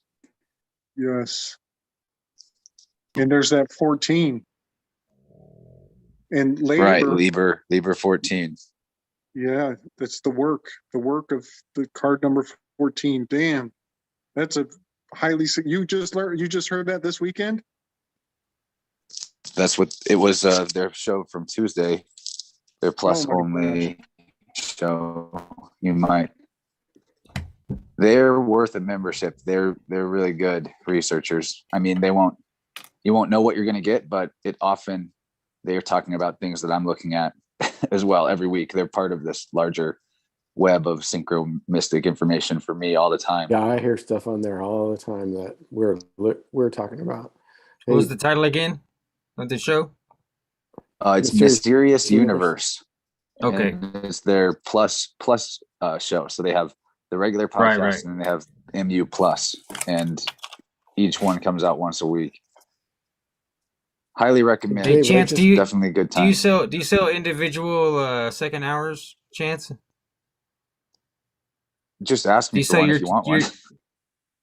No, I just wondered if you had a policy. No, I got Rockfin, so I catch your stuff. But I was like, I almost sent your placenta show to a friend of mine in Romania, and I really doubt this person has Rockfin.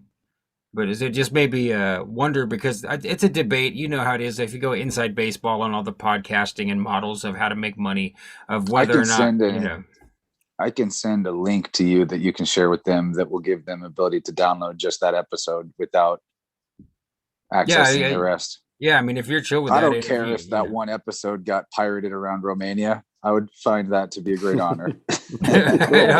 Cool. I'll go send it over. So, what they say, like, it's just about creating the channel for reciprocity, not about absolutely. That's why I asked, because I'm not trying to gatekeeping information. But so, because the reason I blurted in with that is because I was thinking whether or not these people also might have. I just think it's a good opportunity in this space.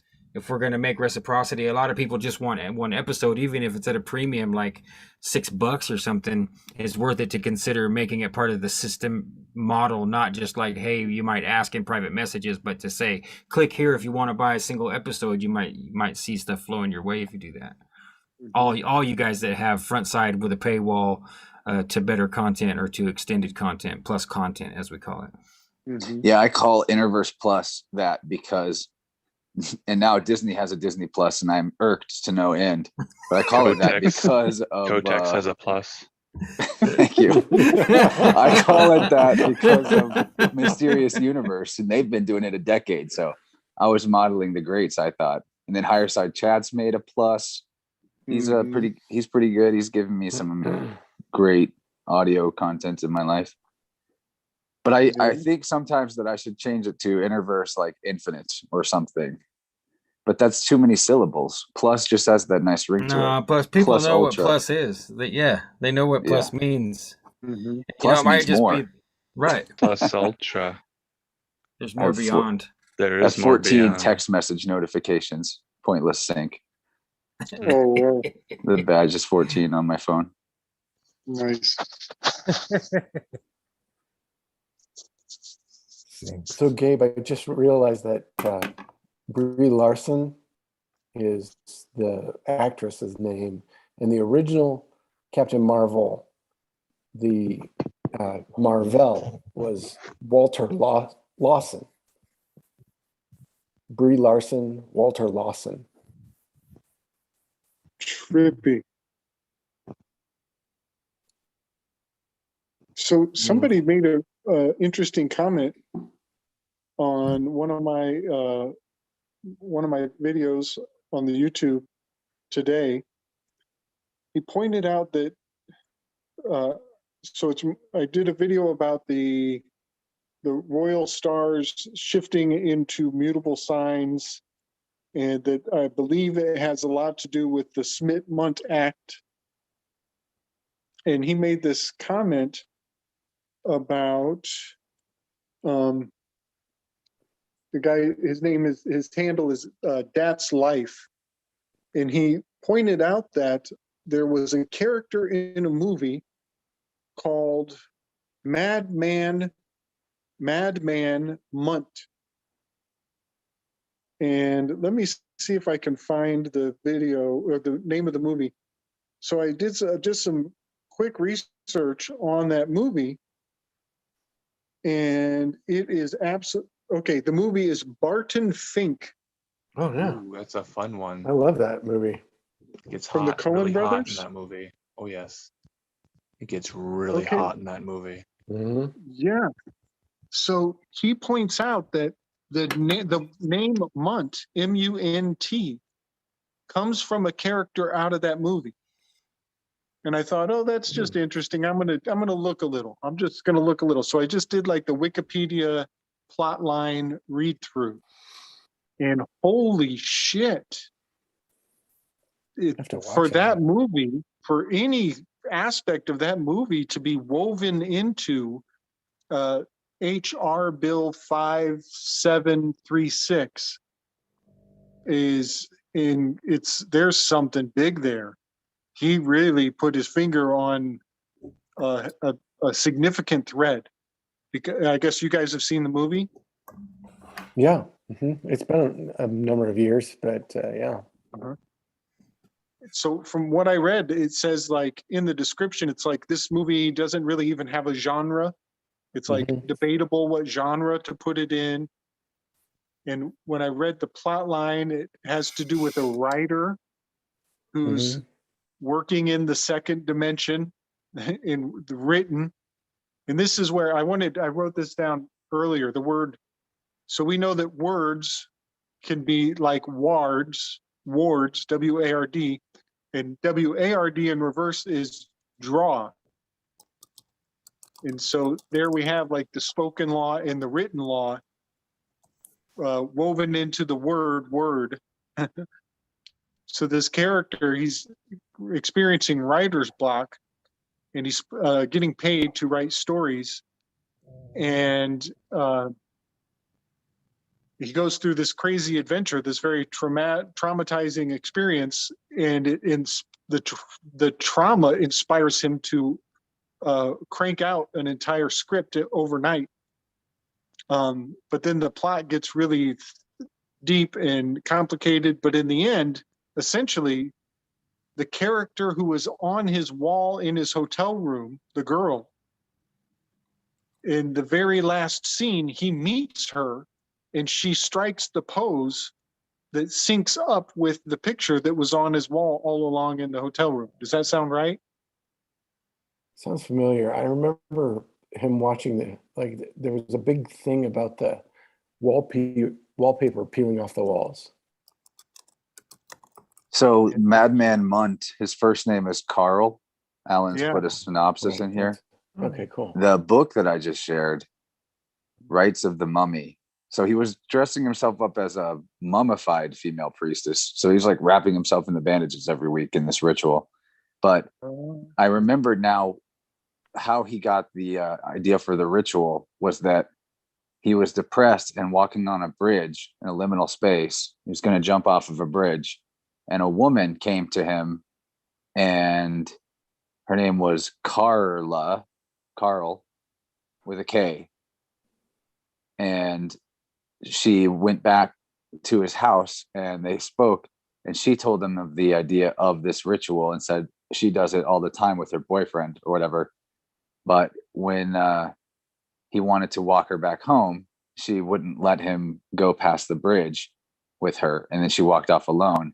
And his OTO Golden Dawn friends decided that this was his holy guardian angel that came and saved him. And he realized that though they spent a couple hours together that night, he never physically touched her. And she was dressed in like all white as well. But her name was, I felt like bringing this up because he got this weird ritual from her. Her name was Carl. And the last thing that this makes me think of is when I used to go to this music festival, Electric Forest, for a few years, that's up in Michigan. It's a huge music festival. A lot of people on psychedelics all the time, like thousands of people in one area on psychedelics. There was a running joke, "Where's Carl?"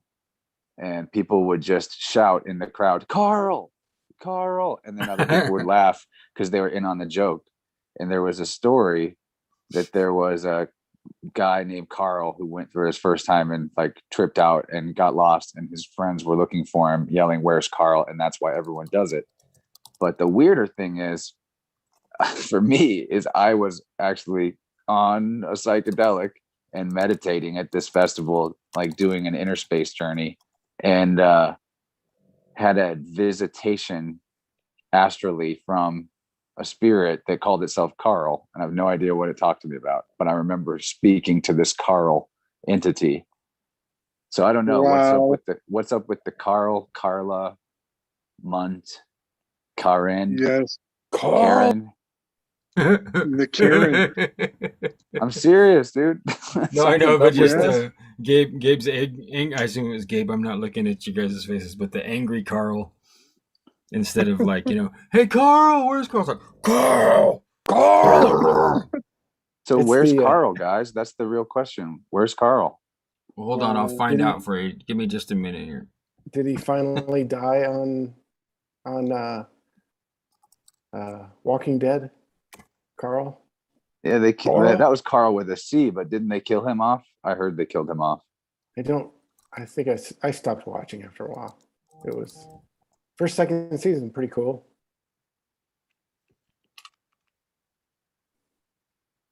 I want a lion though. Oh, was it a tiger? He had a tiger, huh? I'm gonna get me a tiger one of these days. That'd be great. So the top, there's only 46 anagram results total for Where's Carl? WHERESKARL, and the top one is Walker's Her.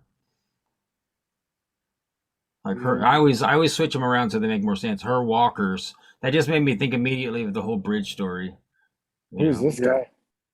Carl.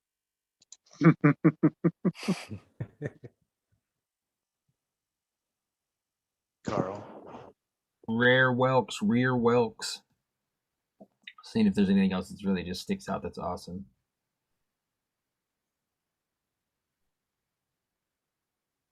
That's right, Snake Jones. That John Goodman was in that movie. Yeah. I need to watch it. I don't think I ever did watch it. The plot you guys are talking about doesn't remind me of anything, so I wrote it down Yeah. here. It's Jesus from Lebowski. Was it Lebowski? Was the bowling movie? Yeah. Nobody fucks with the Jesus. 9-year-olds, dude. 9-year-olds, or whatever he says. Bowling for Oh, there's a Columbine? Carl. Isn't there a Carl in the Big Lebowski? Doesn't Oh, John Seems like Goodman's his buddy, isn't he? Always like, "Shut the fuck up, Carl." no, that's Donnie. That's Shut the Donnie. fuck up, Donnie. Oh, shut the fuck up, Thank Donnie. you. Okay, shut the fuck up, Donnie. You're out of your element, Donnie. I love Okay. the Big Lebowski. So who's gonna make the bingo cards so that next week we can pick a winner? Like, so you'll have to. So here's the idea: somebody makes a card that, in I don't know how many blocks we can do. BINGO. That's Right, okay. 5 by 5 is 5 25. by 5. So we need 25. We've got placenta. What's Placenta on all the spaces. Everybody's a winner. Guaranteed.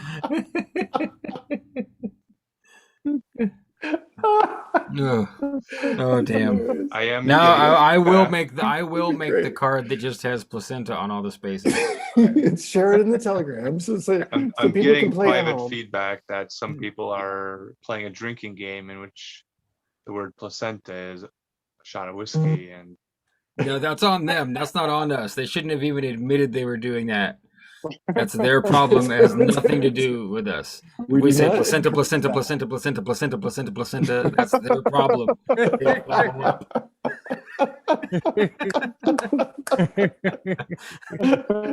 You're just trying to get people hammered. Hey, they just admitted Sucker they're in them. on, don't tell on yourself, It's great. You guys ever played the drinking game with Roxanne by the Police? You just drink every time they say Roxanne. Oh no, I haven't. It gets pretty tough at the end. I bet. you gotta chug at that point. You just gotta chug. Go. wow. Not a good idea to do with liquor. It's a kind of more of a beer drinking game, not liquor.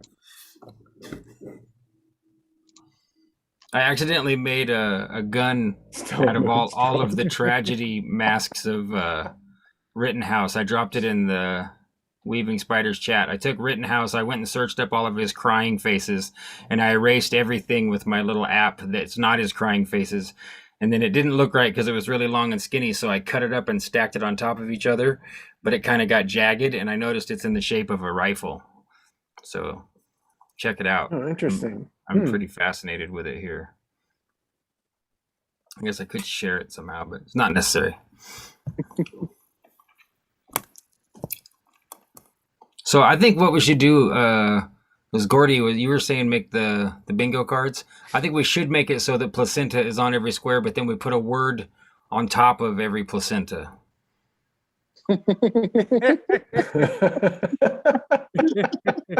Or maybe make it actually the image of a placenta and then a word Right. inside of each placenta.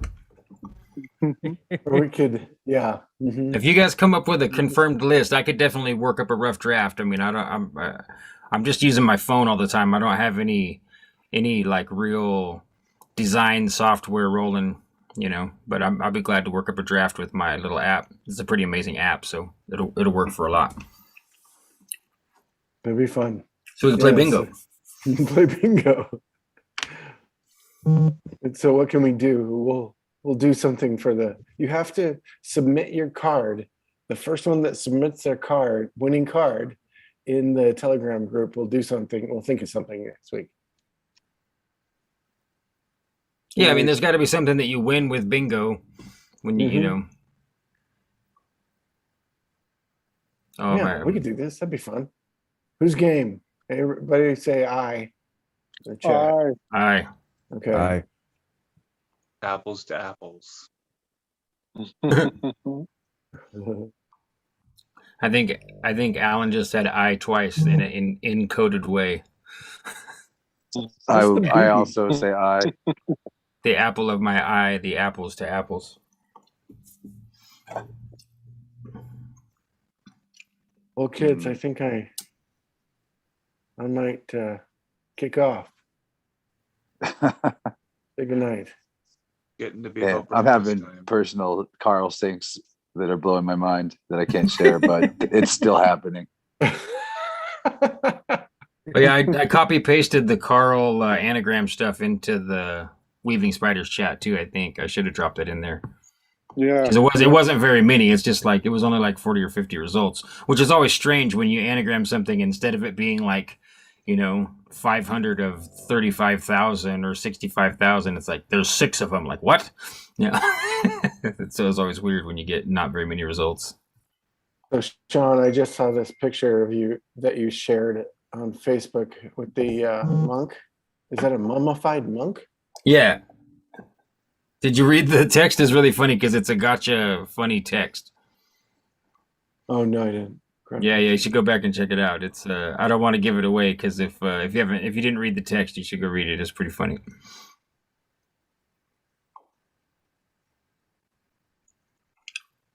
Yeah, I was gonna say something else, and I don't remember, but Yeah. Okay, I see how it's answered all the suckers you in. questions. Okay. Go on to SB Alger's Facebook page. See some great posts that'll are just, you know, they're not. You should post it to the they're just Telegram. Nice. I could copy. I could swipe it out of there and drop it in Nice the Telegram pretty easy. Yeah, here I'll go do it. I'm sure I can find it. I try to make my Facebook feed pretty amazing and happy and good. You know, I don't fill it with all conspiracy nonsense and just like, you know, make it an affirmative good thing. If you're going to be on Facebook, if you could bring something good to the timeline, you know, otherwise I might as well just delete this app and quit feeding this fucking egregore. But I do enjoy it. You know, I've been on here for so long that there's kind of like a Generation X vibe that some of us get from being on Facebook, and I'm not over it yet. You know, I don't hate it, but I do try to, you know, if I'm going to contribute, I try to make it pretty chill and good. Because it sucks so bad, you guys. Oh my God, if you're not on Facebook, don't sign up. It's the worst thing you'll ever see in your life. It is. It's terrible. I mean, I just Oh my realized God, that what it a sounded, hellhole. you know, I can be nostalgic because I can remember when Facebook was kind of good and it was never good, ever. But there was a time when it was kind of good, and you can curate your feed to pretend like that time still exists if you do The problem it right. with that is no one sees it. Like I started going live to my Innerverse Facebook page that has several thousand likes or whatever, and it was seen by like 2 people or something on a 2-hour Oh yeah, no, stream. they've got us on lists upon lists of like, do not promote, do not, you know, these guys are telling the truth about the placenta. If you promote them, we were going to use you for the next ritual. That's probably Bingo. There is said the Sean, in the word. settings though. There's a way to download all of your Facebook data to your computer before you close it up shop and delete it, which I haven't done yet myself either, but I dare you to do it. I'll do it if you do it. I'm not ready yet. Did you what? Yeah. What are we doing? What? Deleting Finally, Facebook. We're gonna lawyer up and hit the gym and delete Facebook. Anybody old enough to remember that meme? That used to be a regular, like that used to be what the bros would tell you on the Chan boards if you came in crying that you were having a hard time. Like, look, man, you just need to lawyer up, delete Facebook, and hit the gym. There's no way you can actually delete Facebook. Everybody went blank.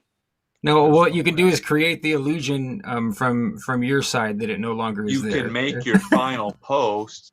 You can set your status to I'm no longer using this as of this date, but people probably won't see that in their timeline.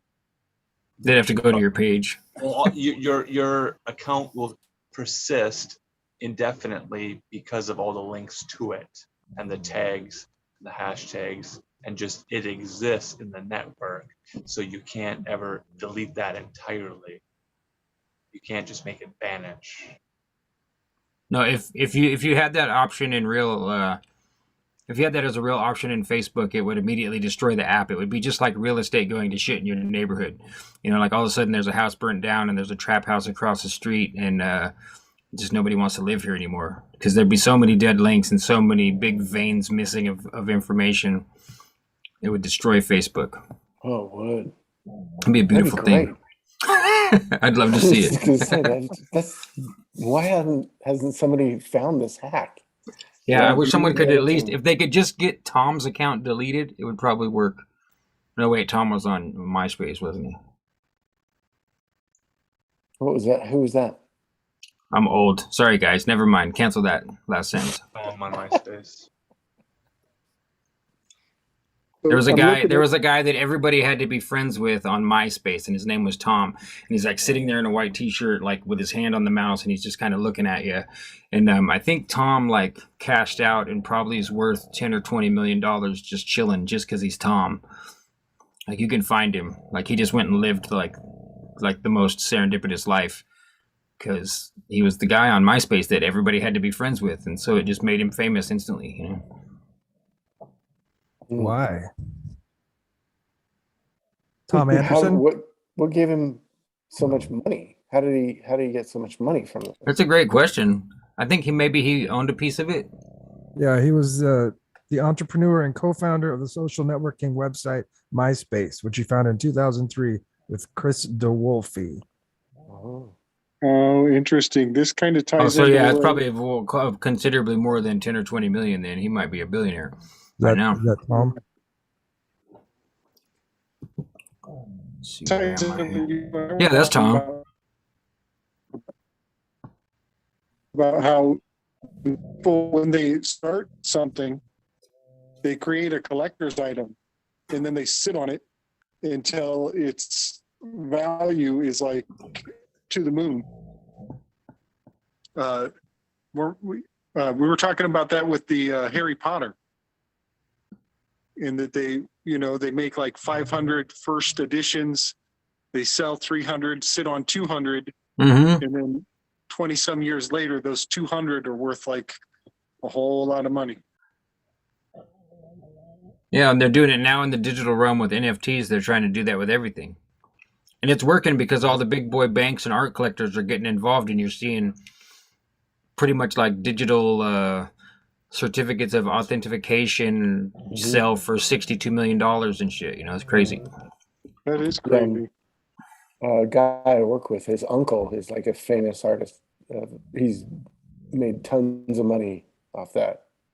Yeah, Doing- I intend to dump my stuff. I want to figure a way to automate the NFT process so that I can just load up a whole bunch of stuff and just have it when the market hits right, or when it's the right dates or times or whatever, that it generates my stuff and makes it available, and just keep, I've got thousands and thousands and thousands of pieces of digital art. So if I could figure out how to do that, then my stuff will just be out there, and some of it will become rare just by people collecting it, That'd be cool.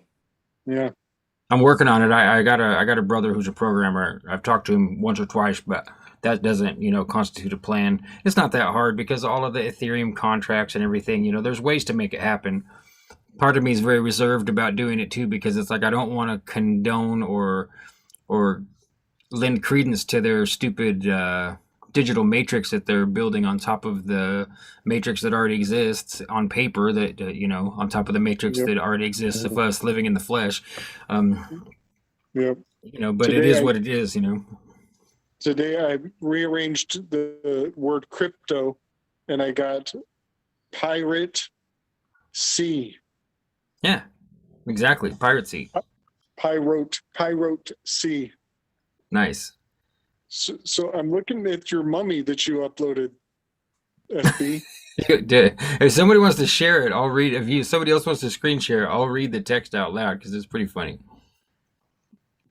He's incredibly well preserved. Yeah, I have no idea that. I really doubt the picture is. I guess we shouldn't screen share it because my friend's name is on there. I didn't take her name out. Okay, good call. So this makes me think of something. I might do another little video on this, but so I mentioned before that Anubis is Saturn, and for many, many reasons. But one of the nicknames for Anubis, one of the titles for Anubis, is he who is at the place of embalming. And so this means that everybody who's getting the nose scrape is engaging in a Saturnian funeral ritual, an Anubis funeral rite, the embalming of scraping the brain. And then it occurs to me, looking at that picture you just uploaded, to put on a mask. You put on a mask, that's the masking of the mummy. And so to a very creepy degree, we're all engaging in some very ancient Egyptological funeral rites. Yeah, it's into Saturn worship. necromagic.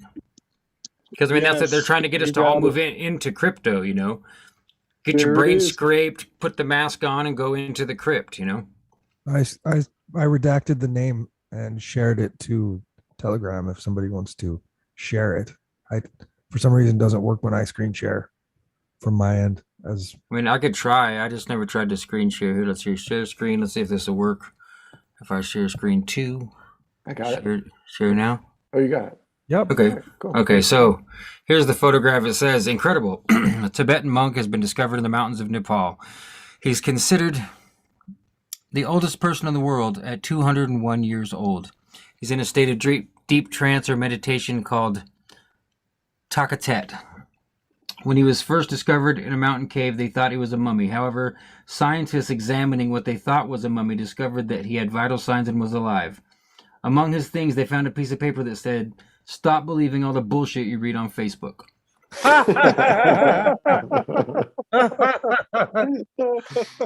Great. Oh, wow. How many people don't make it to the last sentence and then they go tell their friends? I what they know saw? it gets Oh, this yeah. kind of shit gets shared all over Facebook, and then somebody literally has to like write a Reuters article to disprove it, and then they claim that fact checking is legit. And that's the world we're actually living in. That's not a dream or like some bad news story we heard. No, Like this that's is the happening. real world. Like, hey, Yeah. we did fact check that mummy story, which was pretty obviously false if you made it to the last sentence, and that also means vaccines are safe and effective.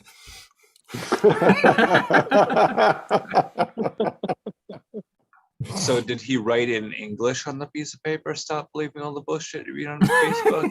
Now this is I love that Alan Was it in English? for the deep questions. Oh, It just no, says oh, that it was was found. It doesn't say that details. he wrote it. Don't insinuate that he wrote it. It just says it was found among his things. They found a piece of paper among his things. So who knows? Someone could have put it there. Like the cops placing stuff among your things. You know how they do. Mhm.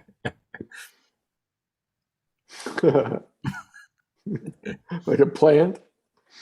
Somebody planted But you know they do. to social engineer the culture. Like So he somebody- was, like, I always think hibernating? I think about things like that. Like I'm gonna. It does make me curious what this photograph. The photograph looks real, so it makes me curious what the photograph is. You know, did this guy just fall in the river or something, or what? What happened here? Or somebody trolling the people that found him. Mm-hmm. There was a 6-pointed star on that medical badge. Yep, with a half of a caduceus, a single snake. I don't remember what that one's called.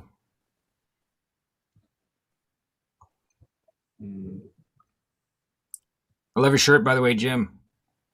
oh, thanks. I mean, your whole getup's pretty fresh, but the huge pink and blue Ferris wheel, it makes me think of you as Raiden the whole time because, like, my brain sees your hat and it sees those colors, and that's the lightning, and your Jim is Raiden in my mind tonight. You know, I'm the Roto Raiden. Mortal Kombat. Roto Raiden. I don't know why I find that so funny, but Roto Raiden. Has anyone heard any hot Christian tracks lately that like to share? Yeah, how come that's not come around? Alan, you're slacking.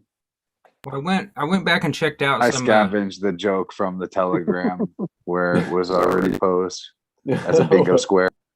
It's a bingo square, of course. Yeah, I saw somebody made a bingo card for a different show, Jin. Because I was Gregory listening. Manarino, Bingo Square.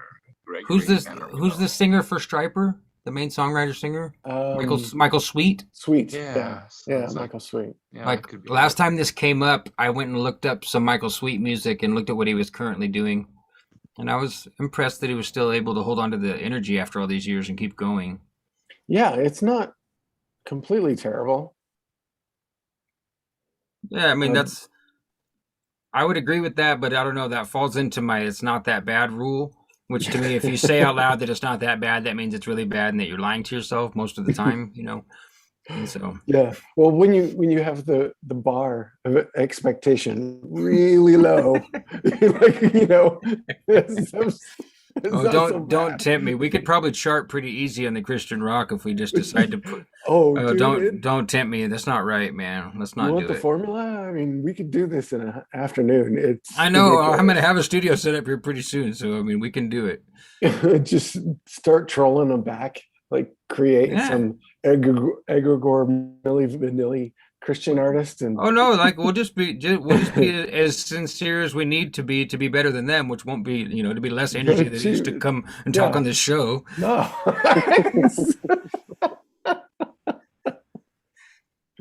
And me and you both can sing well enough that if we harmonize, you know, get a nice minor harmony on and hold the note.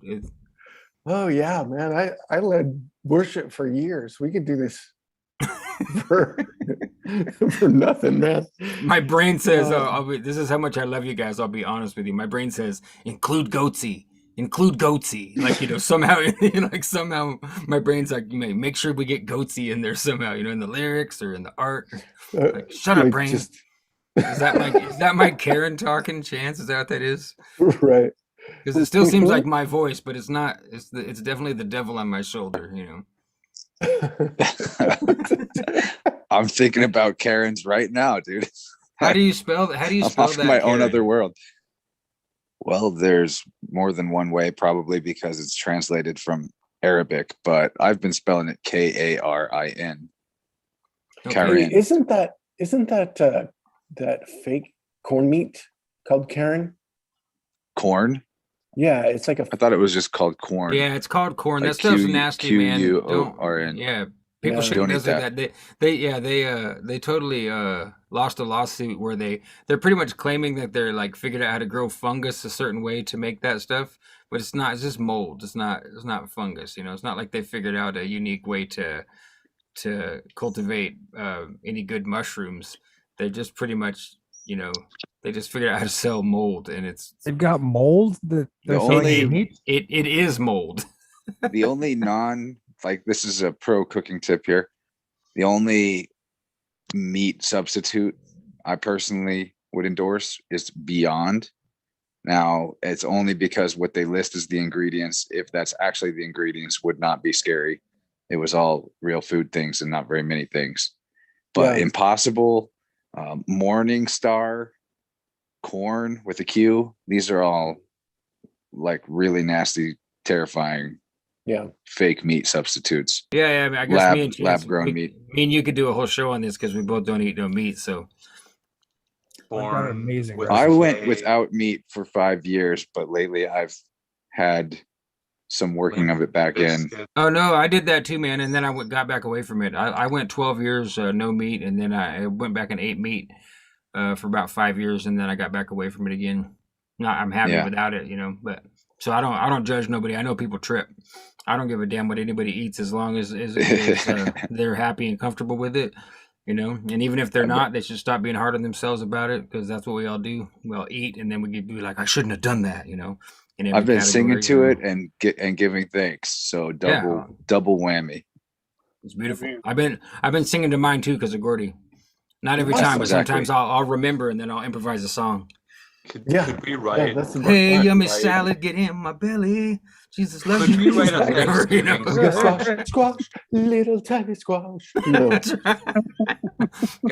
all you got to do. Yeah. We need to write a Thanksgiving song, like a Thanksgiving sing-along song. Oh, we can release a whole album of Thanksgiving music. Yeah. What about the twin turkeys? Is there something about the twin turkeys? Yes, that is relevant. We'll write a children's book about the 12 turkeys. It'll be a Jesus Kids book. We'll do like a Veggie Tales thing.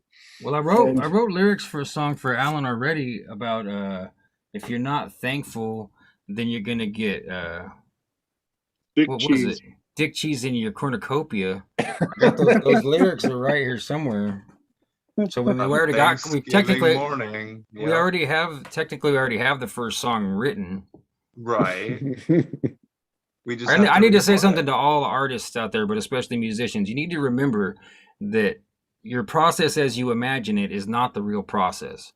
Okay, so you can sit and think about all these things you're going to do all you want, but then when you start, it really doesn't have anything to do with all that thinking. For example, Alice in Chains didn't have any material when they lied to their record company and told them they were completely ready to record lots of music, and went in and they came into the studio and made the album Jar of Flies with nothing. Like, they lied to their producers and their executives and said, yeah, we're ready.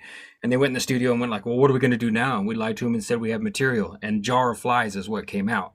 And it's an amazing album if you've never heard it. Yeah, so it is. as artists, just remember that, you know, it doesn't mean that you can't plan out lots of stuff and try to put it into action, but you can go completely blank nothing. That's why I say we already have the first song. I already scrawled some lyrics on a page. We're done. All we have to do is bolster it. That's it. Chance gives me some music. I sing it 3 times. Everybody says that sucks or that's good. Jim sings a chorus or a hook or some harmony. Somebody plays a fiddle on it. It's done. And, you know, if we need what? With us, we probably need 10 more so we have 11, or 12 more so we have 13, or something like that. You know, We're going to do this. I'm not kidding. Alan wants the Thanksgiving album. We could have it before Thanksgiving if we really want. Everyone here, SB's Turtles All the Way Down rendition. It's fantastic. You shared in Telegram this week. Yeah. Oh, That yeah, was great, thanks. Sean. That's a good song. Yeah, that's Classic. my one #1 hit that I wrote that came to me. You know, like I could tell that that's something I'll be singing the rest of my life. But, Have you gotten much traction from it? here and there, people love it. I mean, I just need to. What I'd like to do is record a better version of it and then just publish it so it's out there. You know. Yeah. I mean, All right. So I what got is it? What is that I got thing? the Brazilian banjo. Oh, I love those things. Oh, what is that called? Is it called banjo? Yeah, I love those things, man. I've always wanted to have one. It's a banjo, but he Big- waxes it.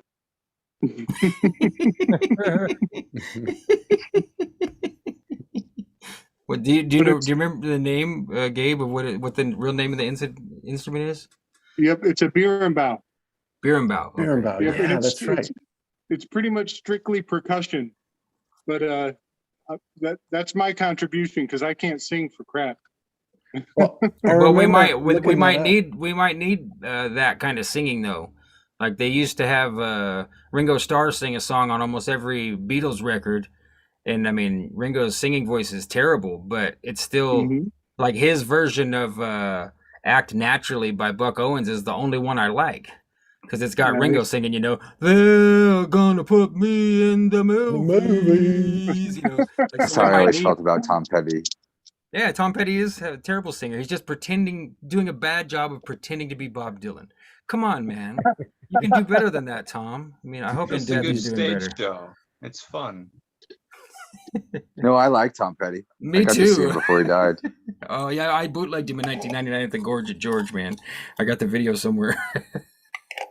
We used to smuggle the video camera in on the wheelchair. I took every guy in a wheelchair. Awesome.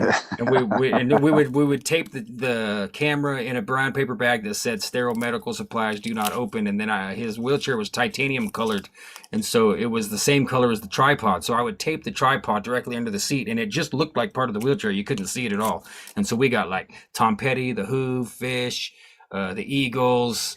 You know, we got some bootlegs. Okay. I always wondered where those came from. Because we would set up the tripod. What we do at the Gorge at George, there's a huge bowl with no seating, and you could, you know, it's a nice natural amphitheater. Shit. And uh-oh, sounds like smoke. Fire alarm. Yeah, hope he's all good. He left the turkey burning in the oven. Hope not. It's hard to continue on. Now we have to wait patiently and quietly pray for Gordy that everything's okay, because that sucks. Probably just someone taking too big of a bong rip near the fire alarm. That's been me before. Forget what you're doing, get too stoned, and take a huge rip right under the fire alarm and scare the shit out of yourself, and like have to go get the broom. Like Bang the thing off the wall. So yeah, exactly. Just smash it. It's like fuck this thing, man. Just be pissed now because I just gave myself an anxiety burn the attack. turkey bacon. Everything all good, Gordy? Yeah, I think so. They just went off. Like, Oh, weird. Okay. nothing. Yeah. Sometimes when the batteries start to die, they do that. I just Maybe I just it was changed a smokeless fire that set it off. I hope not. No, not. Ooh. It has been feeling weird though. I gotta say, like, there's been like weird things like in the peripheral. It's probably like Carl. We know. At least we know where he is. Carl, right? It's Carl. Carl. All right. Well, guys, I better better get to bed. So That was your Yeah, alarm. that was That was me. a reverse alarm. There we right, go. exactly. Well, Tell good to me see you, again. man. All right. I think you I'm too, gonna guys. call it 2. My All phone's right, at have a good night, 1%. fellas. 1%. I can't believe you're still here. I That's know, impressive. That's awesome. It's All any right, good second night, now. guys. The other me will be in here still until I turn off the computer. Burning the candle wick at both ends. The fractal you. Second chance. Yep, that was it. We Did could make say a- enough about Ferris wheels? There was something that came to me when I read the title.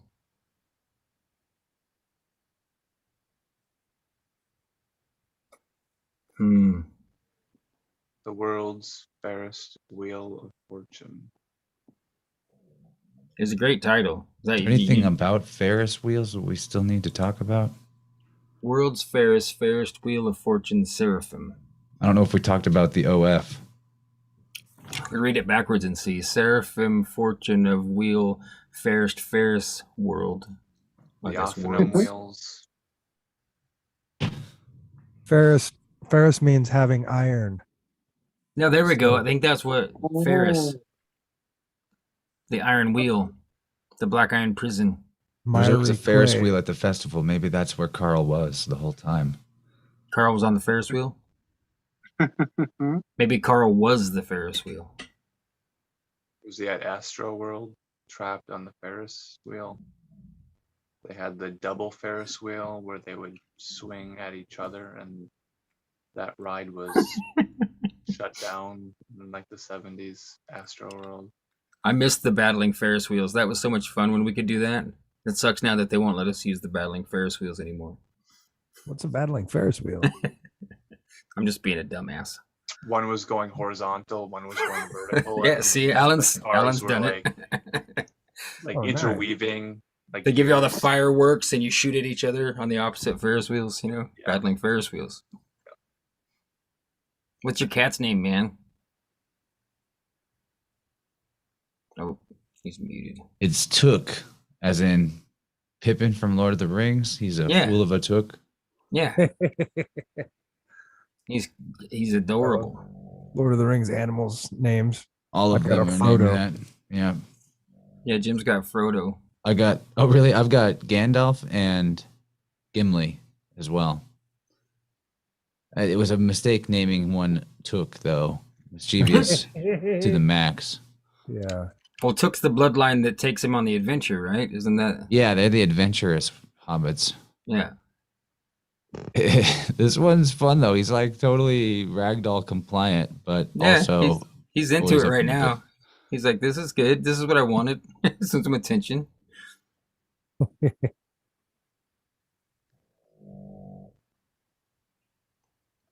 All the Is it information burning? you guys talking Yeah. about the cosmic egg poster on that episode, Chance, it makes me want to blow that thing up really big and like repaint or draw everything over the top of it with color and like change it around a little bit, like that cosmic egg picture story. So the artist personally, you said? Yes. A few years ago, he reached out because he listened to my show. He lives in Turkey. Yeah, because what you said was crazy that he did a huge DMT trip. You said He DMT, tells the right? story. Yeah, he tells the story on my show. Oh, cool. Yeah, I'll have to go check it out. I bought And that. many other psychedelic adventures. One that sticks out was, I think he was standing on a balcony, and there were like giant blue-skinned beings walking down the street like a Liverpool parade, which was something on my mind today that I wanted to talked to Michelle about, but there just wasn't time. The Liverpool Giants. Yeah. What I don't know about the Liverpool Giants. Is that a Oh, we talked about it on what, episode 34, I think. Oh, you mean the puppets? All of it in Liverpool. Now, is that the same as the parade where they have Gog and Magog, or is that one in London, inside the city of London? Because those puppets always seem similar to me. You guys know what I'm talking about? There's a Gog and Magog British puppet show thing too. I hear growling. Is that my stomach? Oh, you're probably hearing my pug underneath the desk snoring. Oh, okay.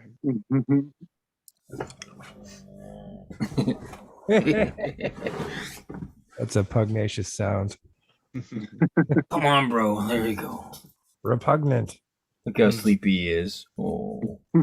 Just what are you doing, man?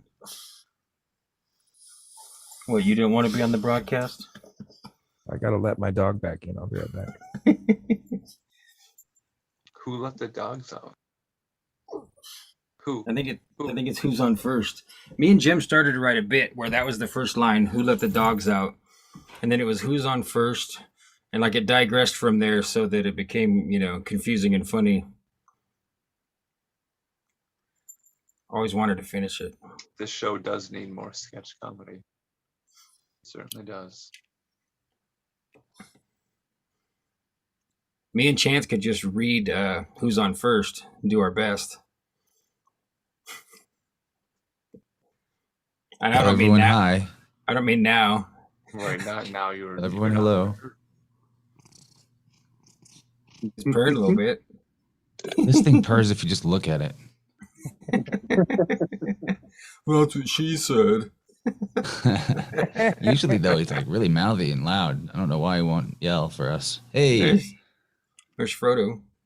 There's Frodo. Hey, your cousin. It's your cousin over there. Oh, yeah, here, you got to come back up here, man. We're getting all the animals on screen. Come on, get back up here. There you go. You see? Look, here's your puppy. See the puppy? There's Frodo. And there's Took.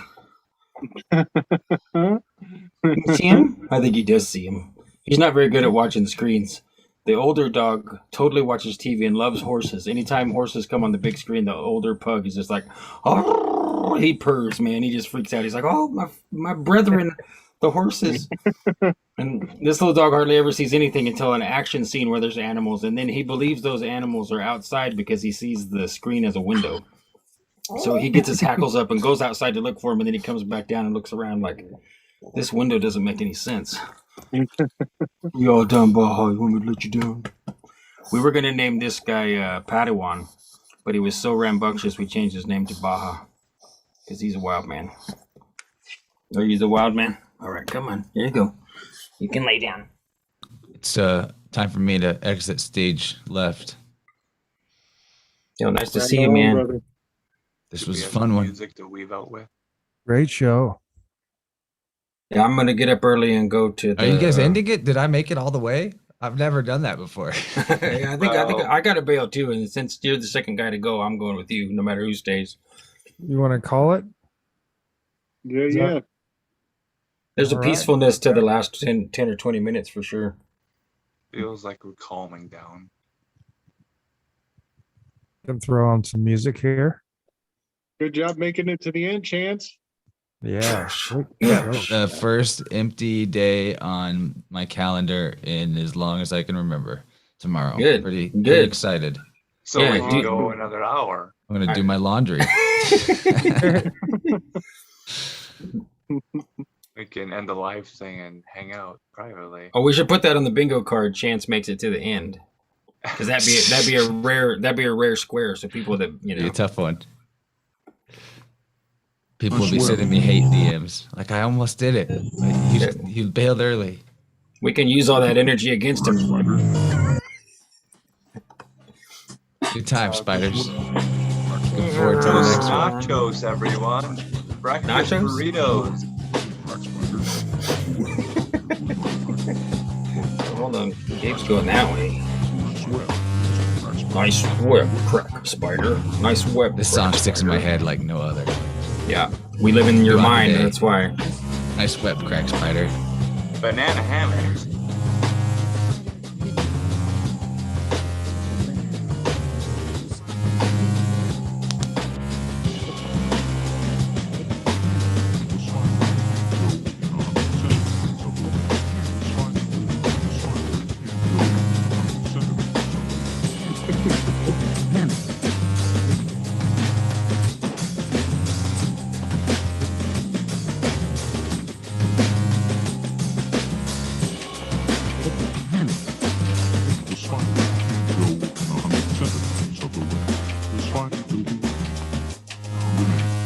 Raised over 100 young. The mate got a restraining order, and now the spider can't go within 100 centimeters of the web. The spider built a web, found the mate, and raised over